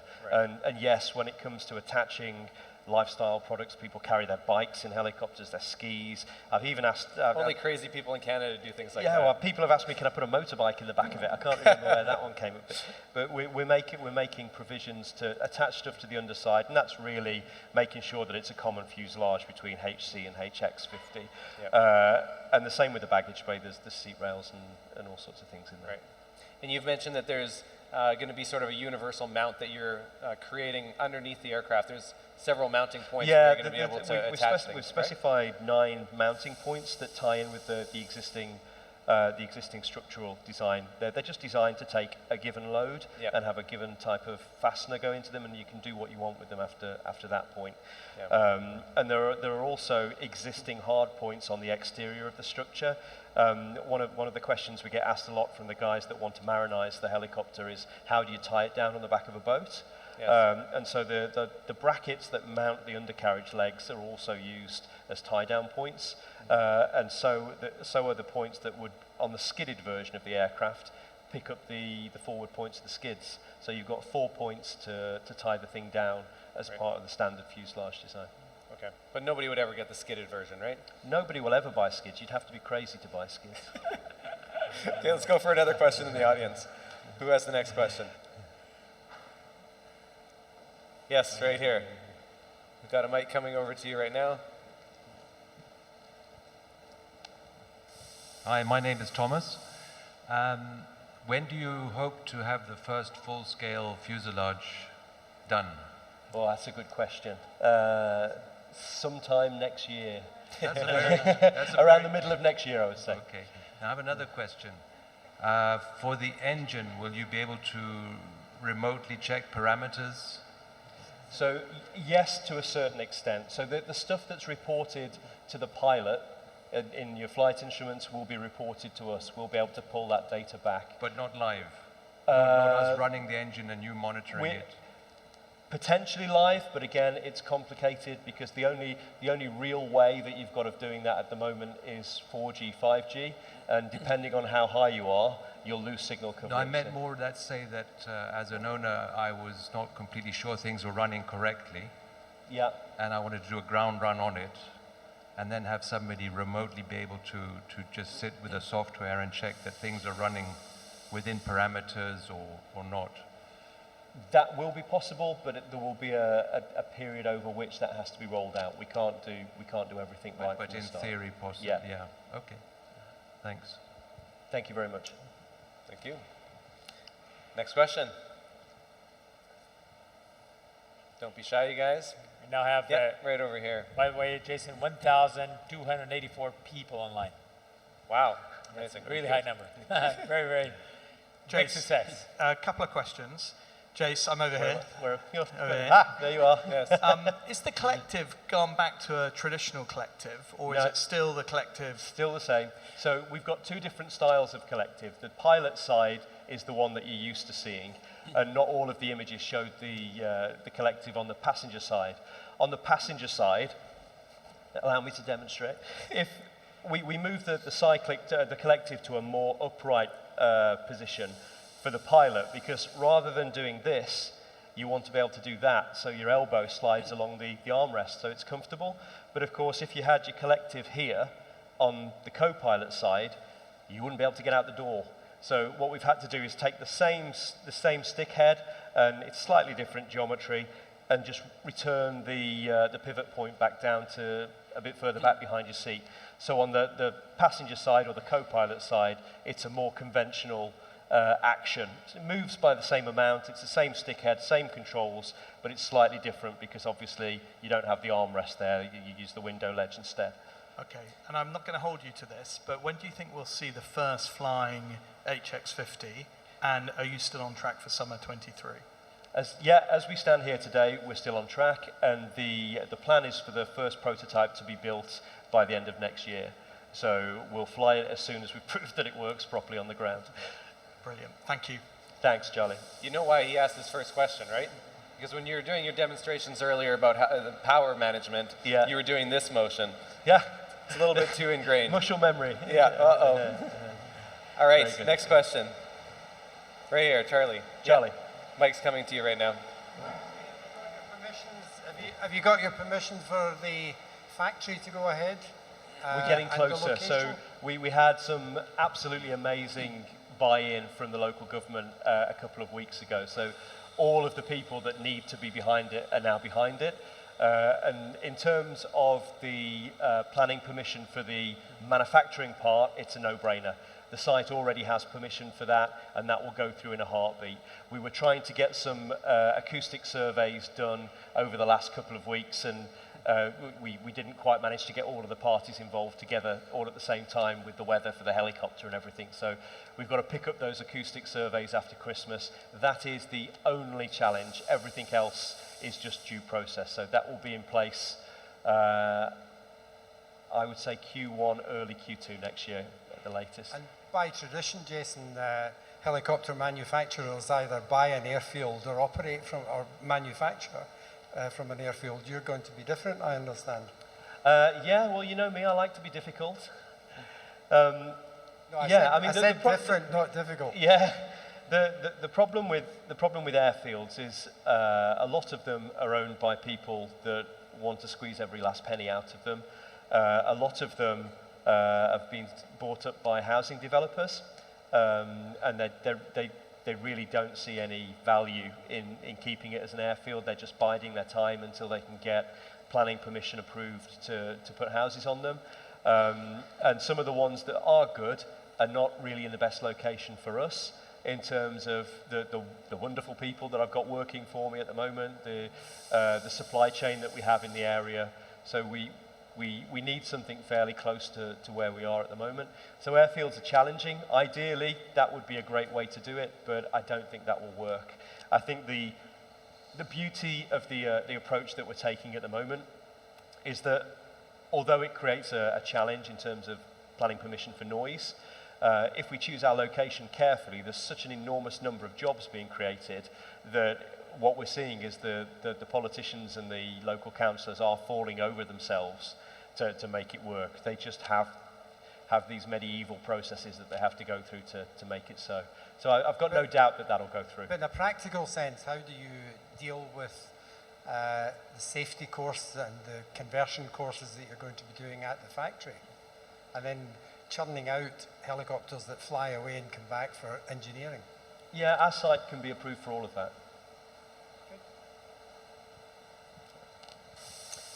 Excellent. Next question.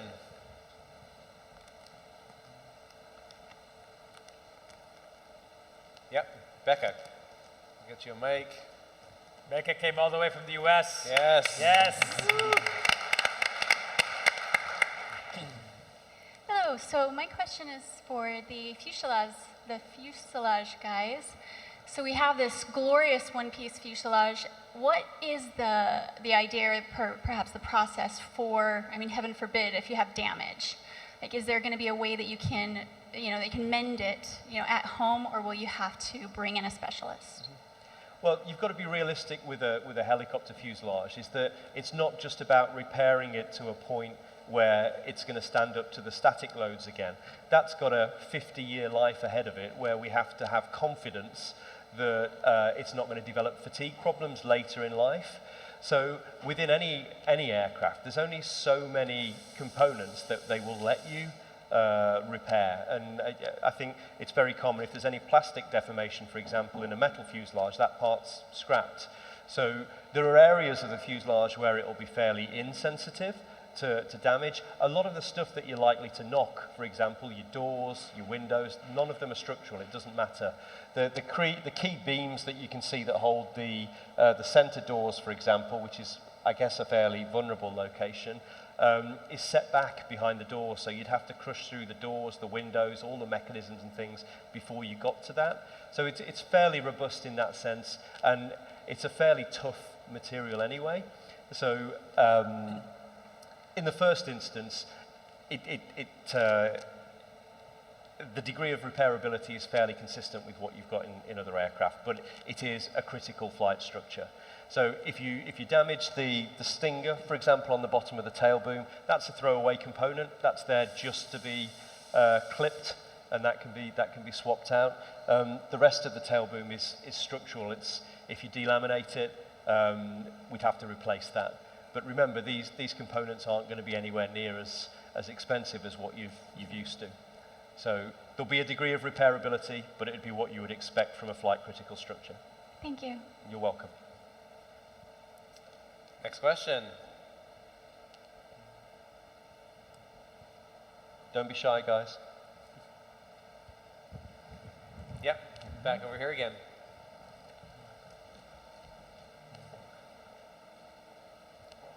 It's been covered, I think, on your website and stuff, but could you just remind us of the hours on the engine, in the turbine, the cycles and all that?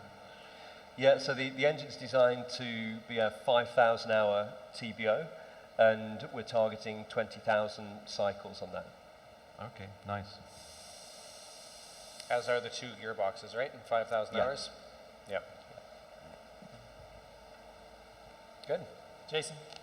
We have another question online from our group, actually, the owners app. On the starter generator, assuming you have a low voltage scenario, due to perhaps the aircraft sitting on top of a mountain for a few nights, does that starter generator just need enough energy to begin to move the shaft, and then it becomes itself addictive to the energy requirements to continue the start? I thought here it does the start the generator by, I thought it does generator, requires the start the generator to buy as benefit when mole of source energy for start. I don't understand this the last part. Okay, so no matter what you do, you're going to have a problem with cold batteries, aren't you? You know, so there comes a point where you've just got to keep your battery warm, otherwise the batteries physically don't work. So to a certain extent, the batteries will be self-contained, but there comes a point where you've got to either warm them up or take them away for the night with you. And that's what's borne out in the way that they test aircraft as part of the certification process. So the really cold climates like Canada and whatnot, you can do all sorts of things to protect your battery before you do the cold start test. The starter generator is a starter generator, you know, unless you drift below the temperature range that the fundamental electronic components are designed and qualified down to, it doesn't really care. So I don't anticipate any more problems than you would have with any. Our starter generator system is no more prone than anyone else's, but the physics is the physics. We can't do anything about the battery chemistry. Low temperature for a long time, no power. Right. Well, the starter generator will be happy enough, but the battery won't. Right. So, will there be something that doesn't allow it to start if the voltage is too low? Yeah. Yeah. The FADEC will take care of that, right? The dual FADEC? You can't hot start this. Yeah, exactly. Okay. Go ahead. Another quick question. Will you have any engine programs if the engine has to go for... Where are we? I'm here. There you are, sorry. Will there be any engine programs, you know, where you pay by hour or something if your engine needs to go back? And yeah, there'll be, so you've obviously got a very generous warranty to start with, and then there will be a subscription-based maintenance program as well. So yeah, that will be forthcoming, but you'll have to give me a little time to finish what I'm doing first, and then I'll sort that out for you.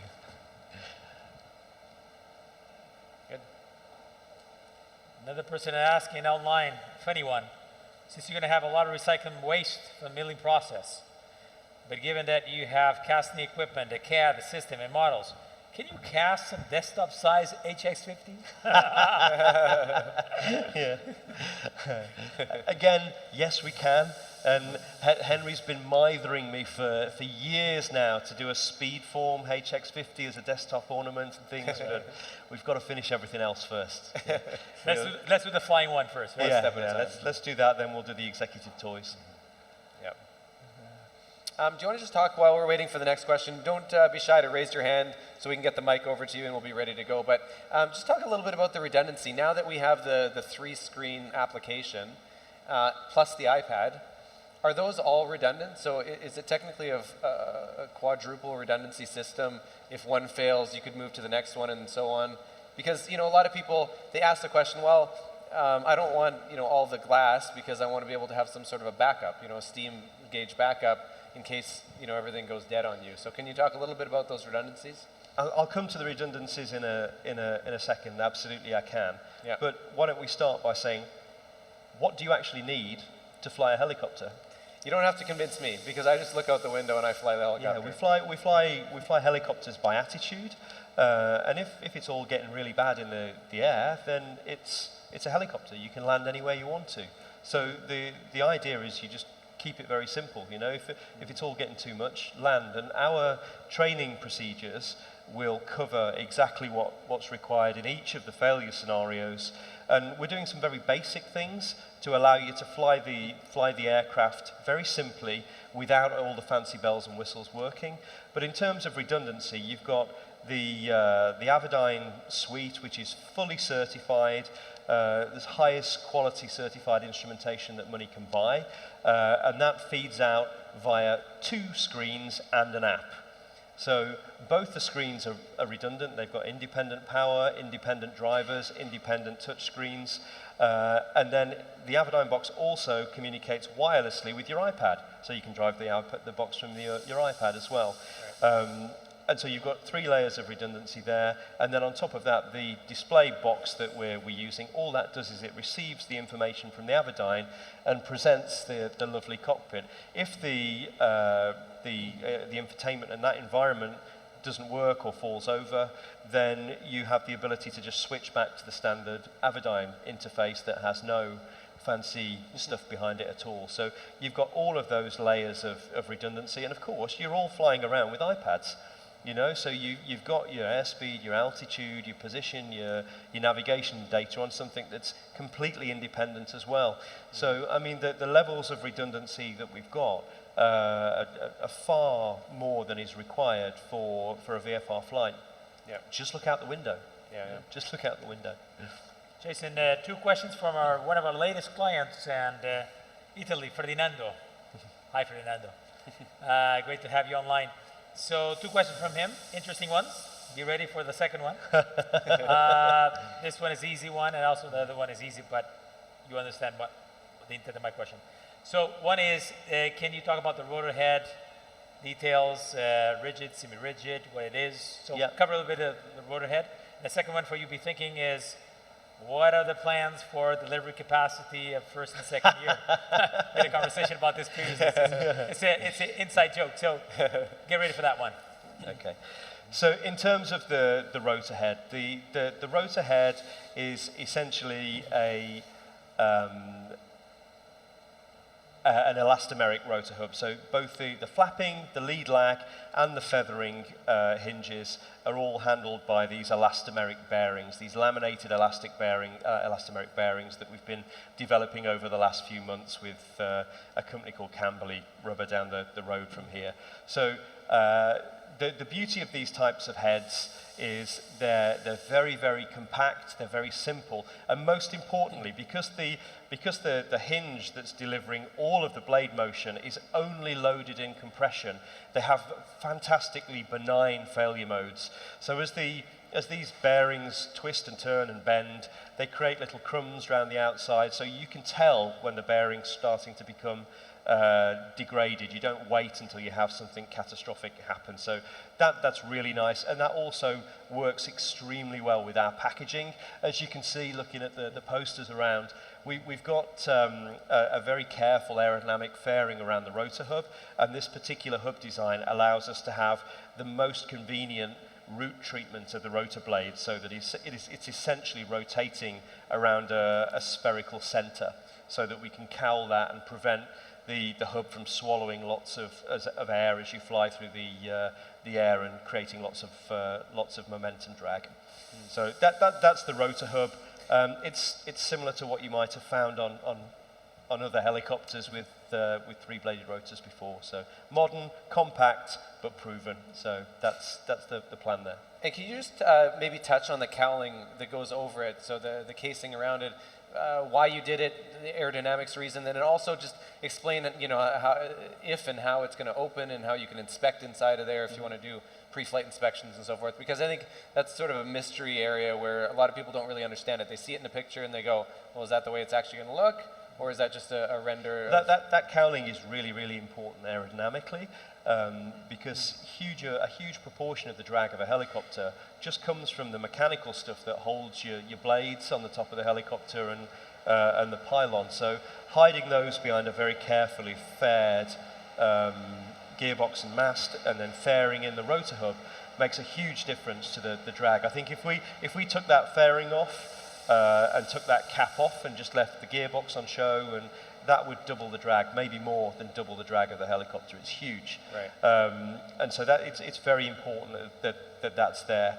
In terms of inspection, the cowling itself will be split, so these don't show a split line that runs around the midpoint of that so that the top can come off, so that you can see everything. It's very important that you can see the Speriflex bearings, the lag dampers, and the root end of the blade.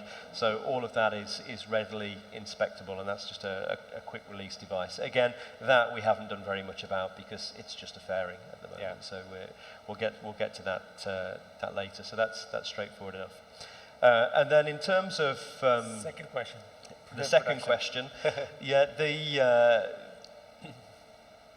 we're in interesting times at the moment because we're selling helicopters a lot faster than we ever expected to. We're selling more than we ever expected to, and that's only going to increase and go faster and faster.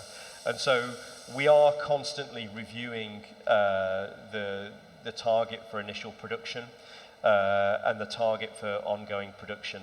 The factory that we're developing at the moment is scalable up to 1,000 aircraft per year, and where we pitch in is very much about where the orders lie as we approach the point where we've got to press go. We need a number of months to be able to order the sheer amount of these machines that we're going to need, and the casting infrastructure and all the composite stuff and everything else that we've got to do. We need a reasonable amount of notice, so there will inevitably be a ramp up, but it may well be that if things carry on the way they are at the moment, we revise the production capacity up right from the start. So I'm not going to commit to what that number will be, but it is likely to be higher than what we've talked about so far. Speed it up. Yes. And in the meantime, we've had a couple more commitments for the C model as well. So that's increasing. I'll keep talking then. We have a question over here again. Yes. Go ahead. Hi. In the recent storm, one of our animal field... I'm over here, Jason. This light is right in my face. I can't see anything. In the recent storm, one of our animal field shelters decided it wanted to be a helicopter. And it lifted probably about, 10, 15 feet, and decided to land in the adjacent field about 30 meters away. It managed to land on its skids, which was quite remarkable. But I was left with the problem of thinking, would an HC50, if I had one, or an HX50, be able to lift this field shelter if I had a load hook and put it back where it's supposed to be? So do you have a view as to what the lift capacity would be with a single pilot, say with low fuel, in order to carry a load? And again, inspired by one of Mischa's brother's recent videos on long line lifting. I think the limit is, what's in the book at the moment? Is it 800 kilos? But he's saying, yeah. So it can lift it off the top. I haven't thought of that number for ages. I think it's 800 kilos. Off the top of my head. So just under a ton then. So not too bad. So you'd have to take a pilot and a bit of fuel off of that. So, okay. It might be a little bit. It might be a little bit more than that actually, but we'll. Maybe I'll dismantle it into two halves and do it that way. Yeah. Great, thanks. Thanks, Mike. Our friend Blue that couldn't make it from South Africa. Yes. Special mention to him because he really Hi, tried Blue. online, and he has a technical question. Please ask about compressor flushing. How often would the sand filter have a filter light that will activate when it needs to be cleared? So 2 questions there. Yeah. Okay, so this is entirely dependent on the specific environment. I think I was talking to Becca not long ago, and she's flying tours at the moment out in Florida, and they're having to wash the compressors every day just to keep the engine working. And of course, we all work with the same materials. You know, these are the same alloys that everybody uses, so we will face the same problems. So if you're operating in a very salty environment, you will need to rinse the compressor frequently, otherwise you will have corrosion problems with that. In terms of the filters, again, that's entirely subjective. If you're in a dusty or demanding environment, then the filter will need cleaning regularly. It's being designed with bypass doors, so that if it does get clogged, it'll open the doors, bypass it, and that'll give you a warning. But unfortunately, there's only so much you can do with filters, and there's only so much you can do with very, very aggressive environments when we're dealing with components that are by their very nature extremely highly strung. You know, we didn't talk a lot about it, but these compressors, just to get the performance, have to spin so fast that the margin against their yield strength is very, very small. And you can't make them any stronger because all the loads come from the fact that there's mass there. So these are very highly strung, thoroughbred components. So there's only so much you can do with that. We have to be realistic. And I think the second question on that as well was how often you'd need to change the filter in sandy conditions, dusty sandy conditions. We're really not in a position to answer that at the moment. We'd have to do some trials on that. I'd expect it to be the same as everybody else because the filters are basically the same as what everybody else uses. So don't expect any surprises. And we have a question from Andrew Jackson from Waterloo, Ontario. And it's a question we've had in the past, but it's a good one to address maybe, is especially when we're talking now about things like the 4G, 5G connection and so forth. What about cybersecurity with everything that's on board the aircraft? So talking about the different systems, I think the question is more coming from, is there a risk of having the aircraft being controlled externally while you're flying it? No, all of the stuff that's connected is just passive stuff that monitors. The things like the FADEC control, which is obviously super critical, and also flight control computer and things like that, they're not connected to that in that way. So no, they'll be isolated. They'll be sandboxed from that. Autopilot, same thing. Yeah. Okay. So no, I don't anticipate that being a problem. Excellent. Chris. Yes. Jason, unless I haven't been paying attention or listening, could you speak a little bit about the rotor design and the manufacturing process? Will that also be done in-house, the rotor blades? Yeah, so the rotor blades are composite. They're intended to be composite. I think we've got two choices with this. The conventional way of making composite blades is with prepreg, and I think we'll probably almost certainly end up that way, making blades in much the same way as other manufacturers that I've been involved with in the past make them. And I think it's one area where precision is absolutely everything, control of the fiber orientation is absolutely everything, and fundamentally, you don't need a lot of material to go in a rotor blade. So even if the materials are expensive, even if the tools are expensive, and even if you need autoclaves, they're small ones. So I think it'll be an entirely conventional way of making the blade. So you'll have a carbon fiber blade, almost certainly a foam core, and then a metallic erosion shield all the way around the leading edge to give you the durability against rain and dust and insects and particulates out there in the atmosphere.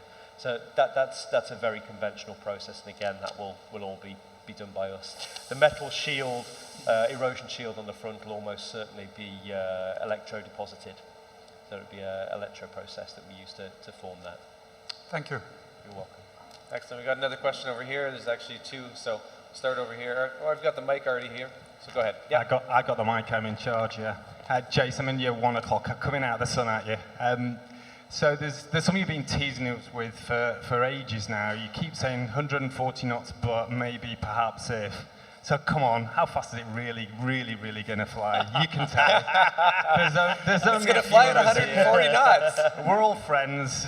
We can turn the guys online off for a few minutes if you like. Come on, how fast are we going to go? Jace, we're all friends. Come on. Yeah, come on, Jace. I'm not being It's drawn. 140 I'm knots, not Jace. being drawn on that. 141? Oh, boo. So it's It's what's in the purchase agreement, right? Yes. yeah, Exactly. Yeah, it does exactly what it says on the tin, Mike. So, Henry's done a very good job at making it slippery. Since we had our little sit down, we've done a lot more work on drag, and so the drag is actually lower than we've accounted for in any of the performance calculations. So roughly what percentage lower is the drag, Jace? That's a tiny bit, just a tiny, tiny bit. About a third lower than I thought it was. Does that mean a third faster, Jace? No, sadly it doesn't. We'll get there eventually one way or another. Yeah. If you're going when downhill, I've taken you might get this off, I'll tell you 141 how knots. fast it goes. At the moment, we're there's a lot of different ways of thinking about the speed. So the cruise speed that we're quoting is how fast it will go at max continuous power. And that's very conservatively estimated at the moment. Unless we make a terrible job of manufacturing it, unless we mismanage all of the airflows through the engine bay and make a right mess of the rotor head, it will exceed that by a lot. And to set some perspective, this won't be a cruise speed, but for a little publicity stunt, I think we will almost certainly be able to take the speed record set by Gazelle and break that. But that won't be cruise speed, and you won't be allowed to do that. But it's just, you know what? It's just between friends. Nobody's watching us today right now. Yeah. So the rest is watching us. Forget what we said, right? Yeah. What we just said. Yeah. They already hammer us sufficiently saying that how is 140 possible, right? So let's keep it 140. Yeah, it's just 140. Just downplay it. You don't want it to be Nice, too all right. fast, right? The time will go by too fast. Yeah, you need to enjoy the flight. Again, the whole question of how is 140 possible? Well, there was a study done. Many of you that have seen some of these things before will hear me say this a lot, but there was a study done by the Army on the Huey. The Huey was designed as a utility helicopter. It's all about being able to pick stuff up, and they paid scant regard to the forward flight performance because it was always about getting into landing zones and lifting stuff up and taking it away and dropping gunners in places. And they eventually decided that they'd like it to go a bit quicker. And to do this, all they did was put a very crude cowling, just a Naka series aerofoil around the mast to get rid of that ludicrous big mast that they have on the Huey. They did some little fairings around the blade cuffs. They got rid of the balance bar. They put some teardrop fairings around the blades, and they put a really funny-looking aerodynamic cowling on the back of the fuselage. That put 30 knots on the Huey. So at that point, the Huey was cruising at 140 knots in 1959. So it's not that there's some fundamental aerodynamic limit that stops this from happening. The aerodynamics don't really get complicated until you get up 170, 180 knots. But to get to that speed, you just need loads of power or a very, very slippery helicopter. So we've made you a very, very slippery helicopter and giving you loads of power. That's why it does 140 knots and a bit. We have another question online. Just put it in one of this. Yep. The refs a lot now. Let's try to manage this. Okay, since this is a single engine helicopter and you showed us a lot of interesting features, do you have any plans on integration of rotor kinetic energy keeper in case of engine failure?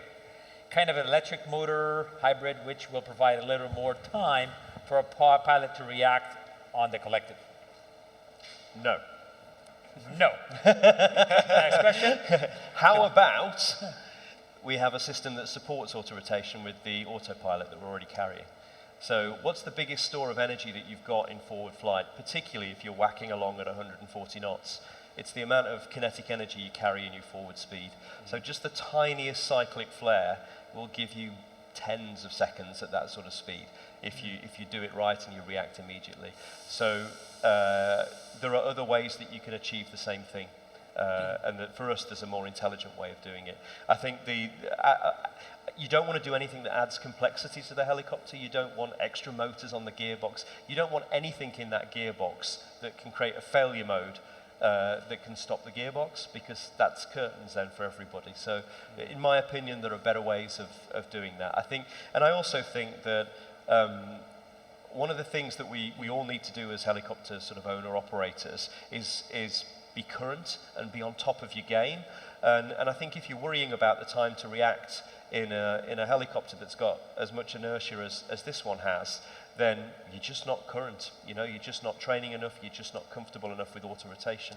So I think it's a distraction. It's not the right way of doing it. Have a great helicopter, fly it all the time, train with great instructors, and the inertia that you've got in some of the bigger helicopters, the Jet Ranger, the Squirrel, and things like that is more than enough. We have a question coming from over there in just a second. We've got Michael Thompson as well asking, and this is an easy question. I think it'll be a quick one. If you were just configuring your own helicopter, would you choose skids or wheels? Wheels. Wheels. That's a no-brainer. And then I'm probably going to have Becker's Airwolf paint scheme as well. Yeah. That actually, it was the same question from the syndicate in New Zealand, so that's one is solved already. Yes. 2 in 1. Yes. Go ahead. Jace, it's Stuart here again. Yeah, over in the corner. At some stage, I do live in Canada, but I want to send it down to Australia so I can fly it around Australia. But shipping it in sea containers, I bought a vehicle up from Australia to Canada a couple of years ago, and we had to degas the air conditioners and get a lot of preparation done to go in a sea can. Have you done any more thinking on how to prepare the aircraft for shipping in sea cans? And other things could be the dampeners on the wheels being affected by constant movement over a month, sitting in a sea can on a ship perhaps. Has any thought been going into preparing the aircraft for shipping in sea cans? Yes and no. So we periodically check that as things have changed with the geometry and the way that we connect major elements of the fuselage, that everything still fits the way it was intended to when we set out. So breaking the thing down, getting it off its undercarriage, getting it into a container, the different degrees of breakdown that are required to get it into different sizes of shipping vessels is checked periodically. But in terms of the absolute nuts and bolts of it, no. We won't really go back to that until we finish solving the big issues. Yeah, I think the degassing of the air conditioner is a bit of an issue, because you've got to regas it when you get it back out, and that's specialist equipment to do that, of course. Yeah, okay. Well, we'll bear that in mind. We'll bear that in mind and we'll have a look at that. Thank you. Charlie.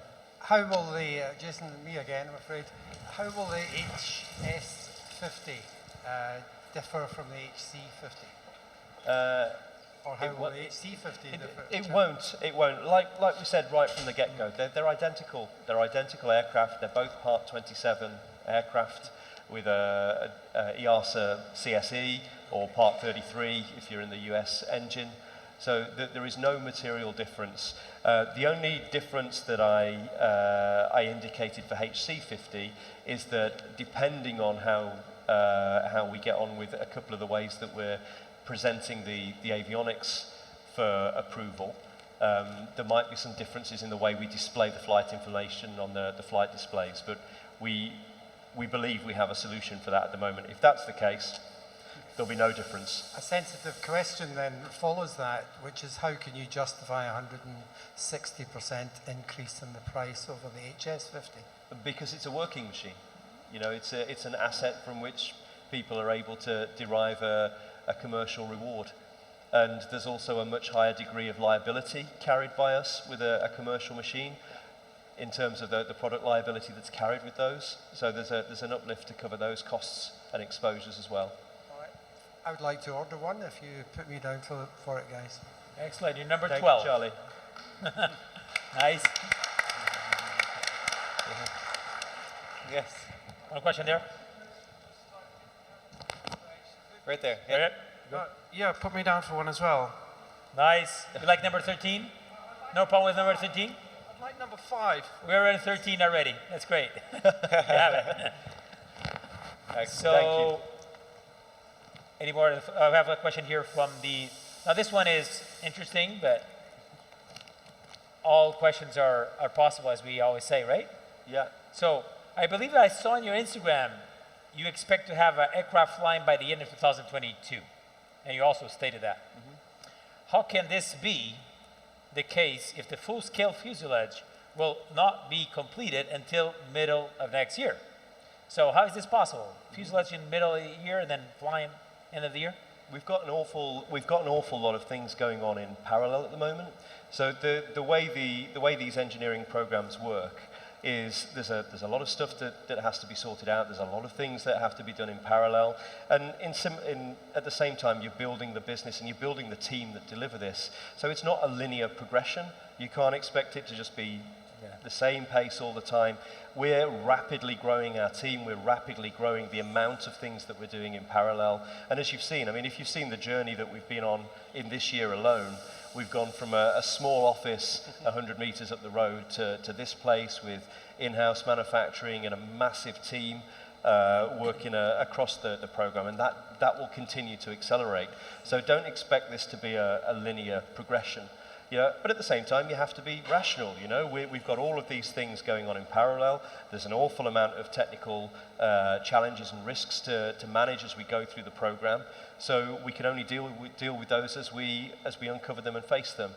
But as we stand at the moment, the roadmap we're laying out is for that aircraft to be built at the end of the year. And as soon as it's done, its ground runs, we commence the flight test program. Excellent. Good, next question. Any change? Oh, sorry, I was just Go ahead. filling in. Yeah. Go ahead. Yes. Have there been any reactions from the industry, other helicopter manufacturers, anybody reaching out to invest or anything? There have been a couple of people interested in the engine in particular. But other than that, no, we've been left alone at the moment. I think they're just waiting and seeing what's going to happen. They're probably watching today. Yeah, I would imagine so. Hi, boys.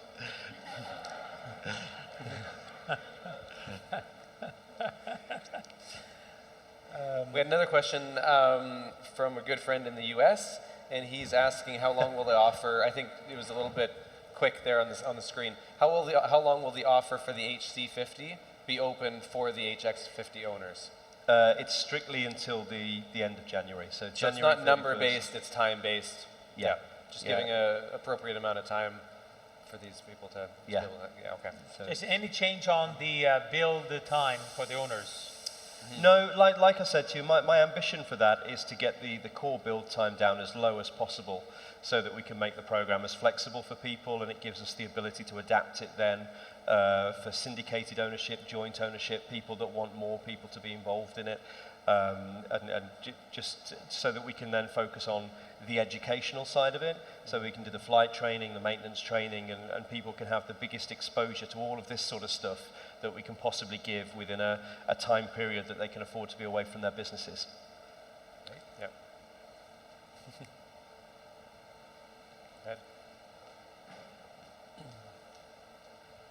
In regard to the countries that you're going to be certifying the HC50, in Kenya, my understanding is as long as it's certified in the US, you can get it certified, or it can fly in Kenya, for example. Yeah, that's absolutely true. There are two ways that you certify an aircraft. Some countries require essentially a full parallel certification program where you have to go and compliance show for everything across the whole platform as if it had never been touched before. And then there are other territories around the world where it's just a type acceptance procedure. They accept the authority and competence of foreign authorities, and they'll just sign the aircraft off as good to go. In those territories, then it's fine, we'd accept it. The ones we've gone for are the territories where they're simultaneously big chunks of the global helicopter market and have practical authorities that are straightforward to work with. So in other words, a place like Kenya, you could possibly still buy an HC50, given that you could get it approved because it's certified in the US. So no, actually, Transport Canada require a full parallel. No, in Kenya. in Kenya. Canada require a full... Kenya, Africa. Kenya, Africa. Kenya, sorry. I would have to look at that. If that's a type acceptance territory, which I expect it probably will be, then I'm sure we could accommodate that. Yeah, it is. And usually you just have to, if it's a new type in the country, then from the CAA they send engineers to the factory on a course and just to get familiar with the type. Yeah. That'd be straightforward in that case.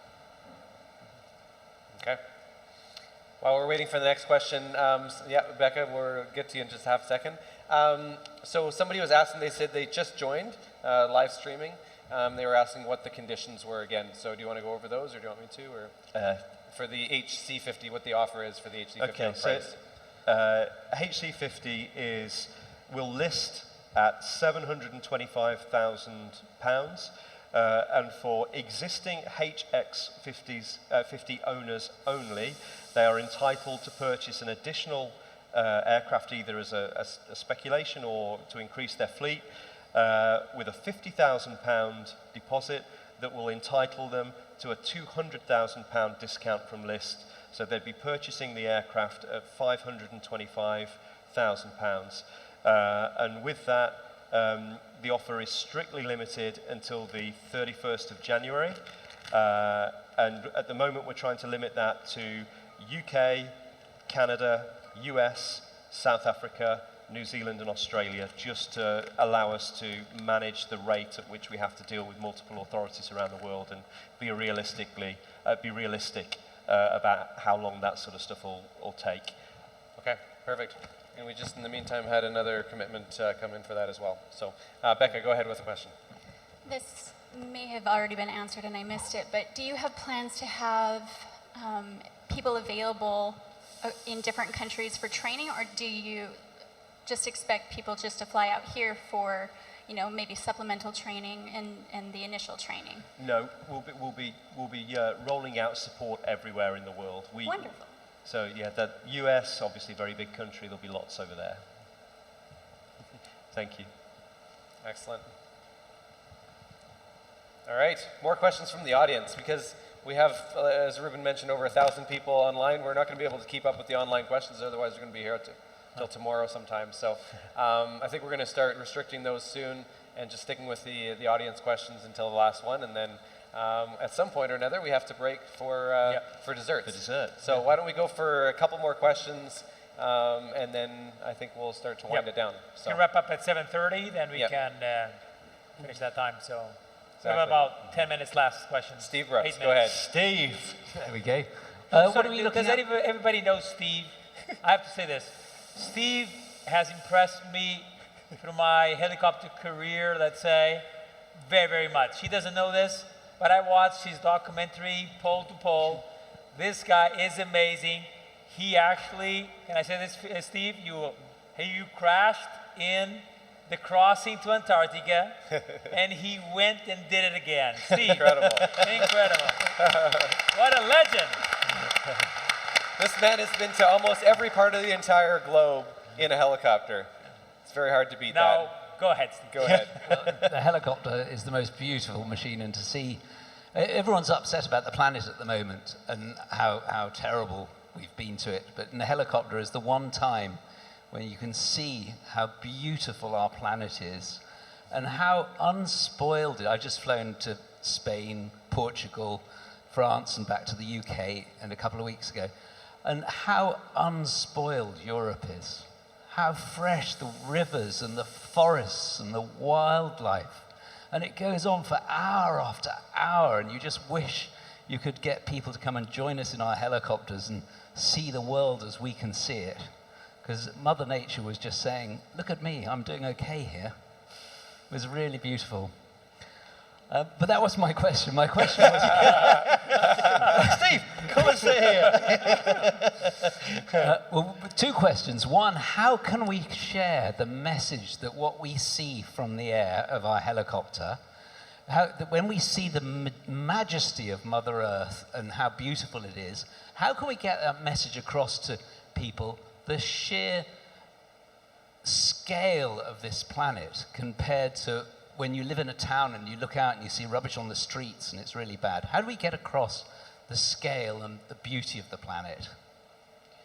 I think for me, one of the ways that we can do that is the kinds of epic voyages that you've done, that Peter's done, that Ruben and Mischa have done, and then put that out onto the open platforms, to democratize it for people that can't afford to have a helicopter and go and do it all for themselves.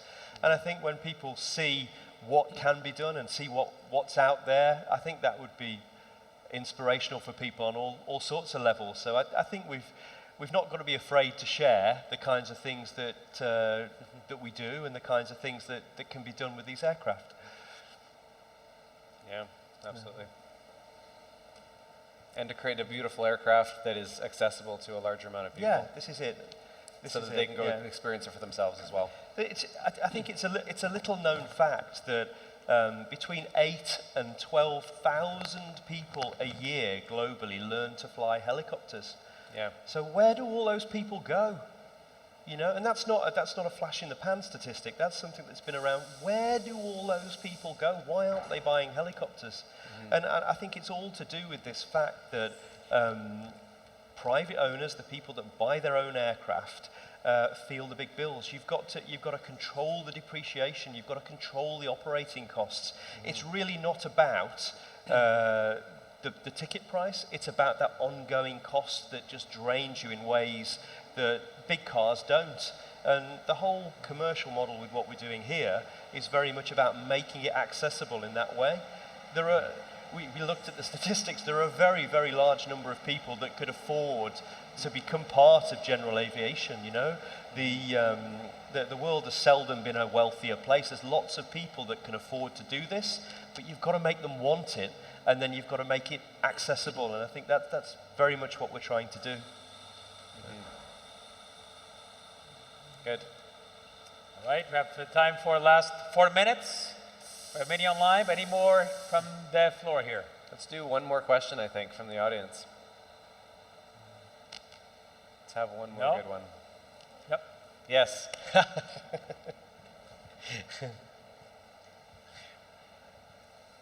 I know that people don't have to decide on the skids and wheels until about a year or something before. But do you have a sense of the ratio between wheels and skids on the orders? How many? I think it's 100% on wheels, isn't it, Jace? Yeah. Well, well, you don't know what I've decided. I think when I mentioned that I was putting a 90-knot restriction on the skidded version, everyone went for wheels. Fair enough. I think in the early days there was maybe 15%, I think. Yeah. But I've kind of lost track because as we've sold more, more people seem to be buying into the idea of a helicopter with wheels. So yeah, me included. I've got an outstanding invite to go and talk to the guys at Empire Test Pilot School, and we're going to go and do a few trials and shoot a little video so that we can do the skids versus wheels thing and allow people to see that for themselves that are used to flying skidded helicopters.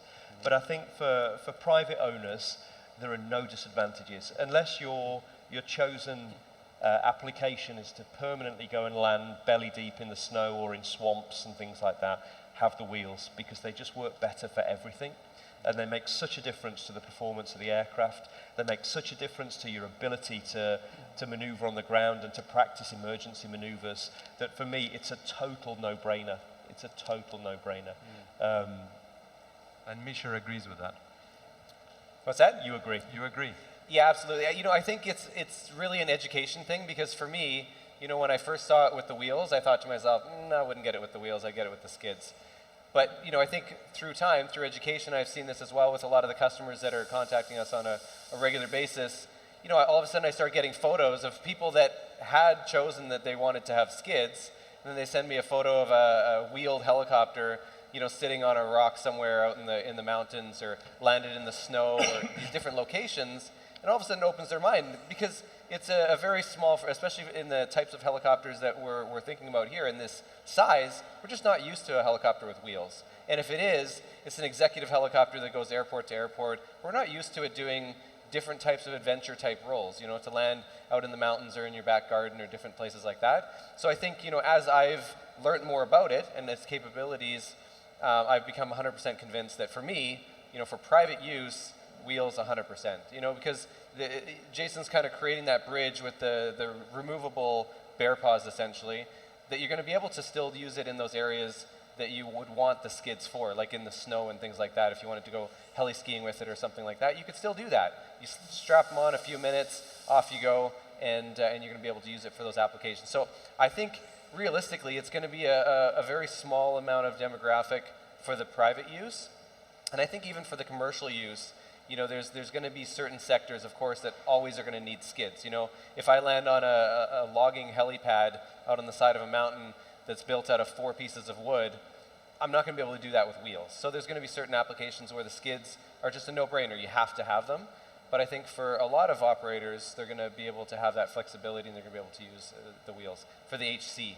But I think, you know, the ratio is going to flip. I would say we're probably going to see realistically maybe an 80-20 split or something, 80% wheels, 20% for the skids in the HX, and that'll probably flip in the HC, I would guess, but it'll vary depending on the industry. Yep. Yeah, so, and I think it's fair game for HC as well, because for HC, we're back to helicopters being used as vertical lift platforms, so the speed's less important. Yes. So if it's an executive machine doing charter, then fine, have the wheels, but if you're just lifting vertically, then maybe the bigger track and the ability to land on even worse prepared surfaces is worth it there.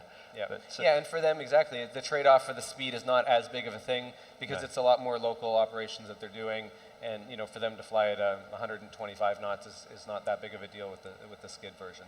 So I think another thing that you said to me one time that kind of stuck is interesting. I never thought about it before, but a helicopter with less drag has less issues with turbulence. So if you have a wheeled retractable landing gear, you can have the wheels up, and you're in turbulent situations. You can confirm this if I'm speaking incorrectly, but you're going to be buffeted by that wind less because there's less drag on the aircraft. It's the lower projected area. If you've got side gusts and things like that, the skids are a long way away from the mast and the hub that's controlling all of that. So it provides a big surface area to get impacted on by gusty changing winds, so you'll get a benefit from that as well. So yeah, it's for me, wheels. And we're going to do more education on that. I think, you know, as Jason was saying, he's going to do a video. I'm going to eventually get my hands on something that I can fly in the mountains as well, with wheels and skids at the same time, to be able to kind of do some demonstrations on that to see what it's actually capable of. Yeah. So. All right, we hit to 7:30, right on time as planned. And it was absolutely amazing.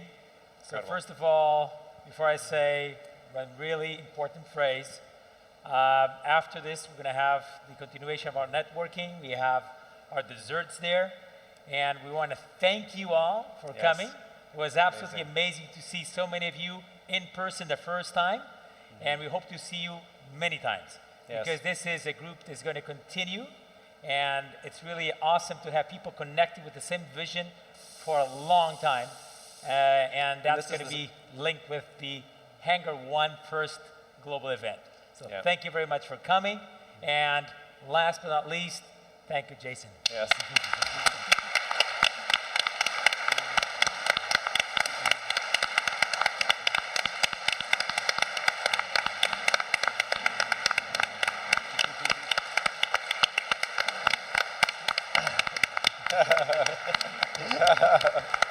Thank you very much. Cheers, thank you. And this is the first of many events, or several events, so we're excited to see you guys again as well. Thank you all. Thank you, everybody.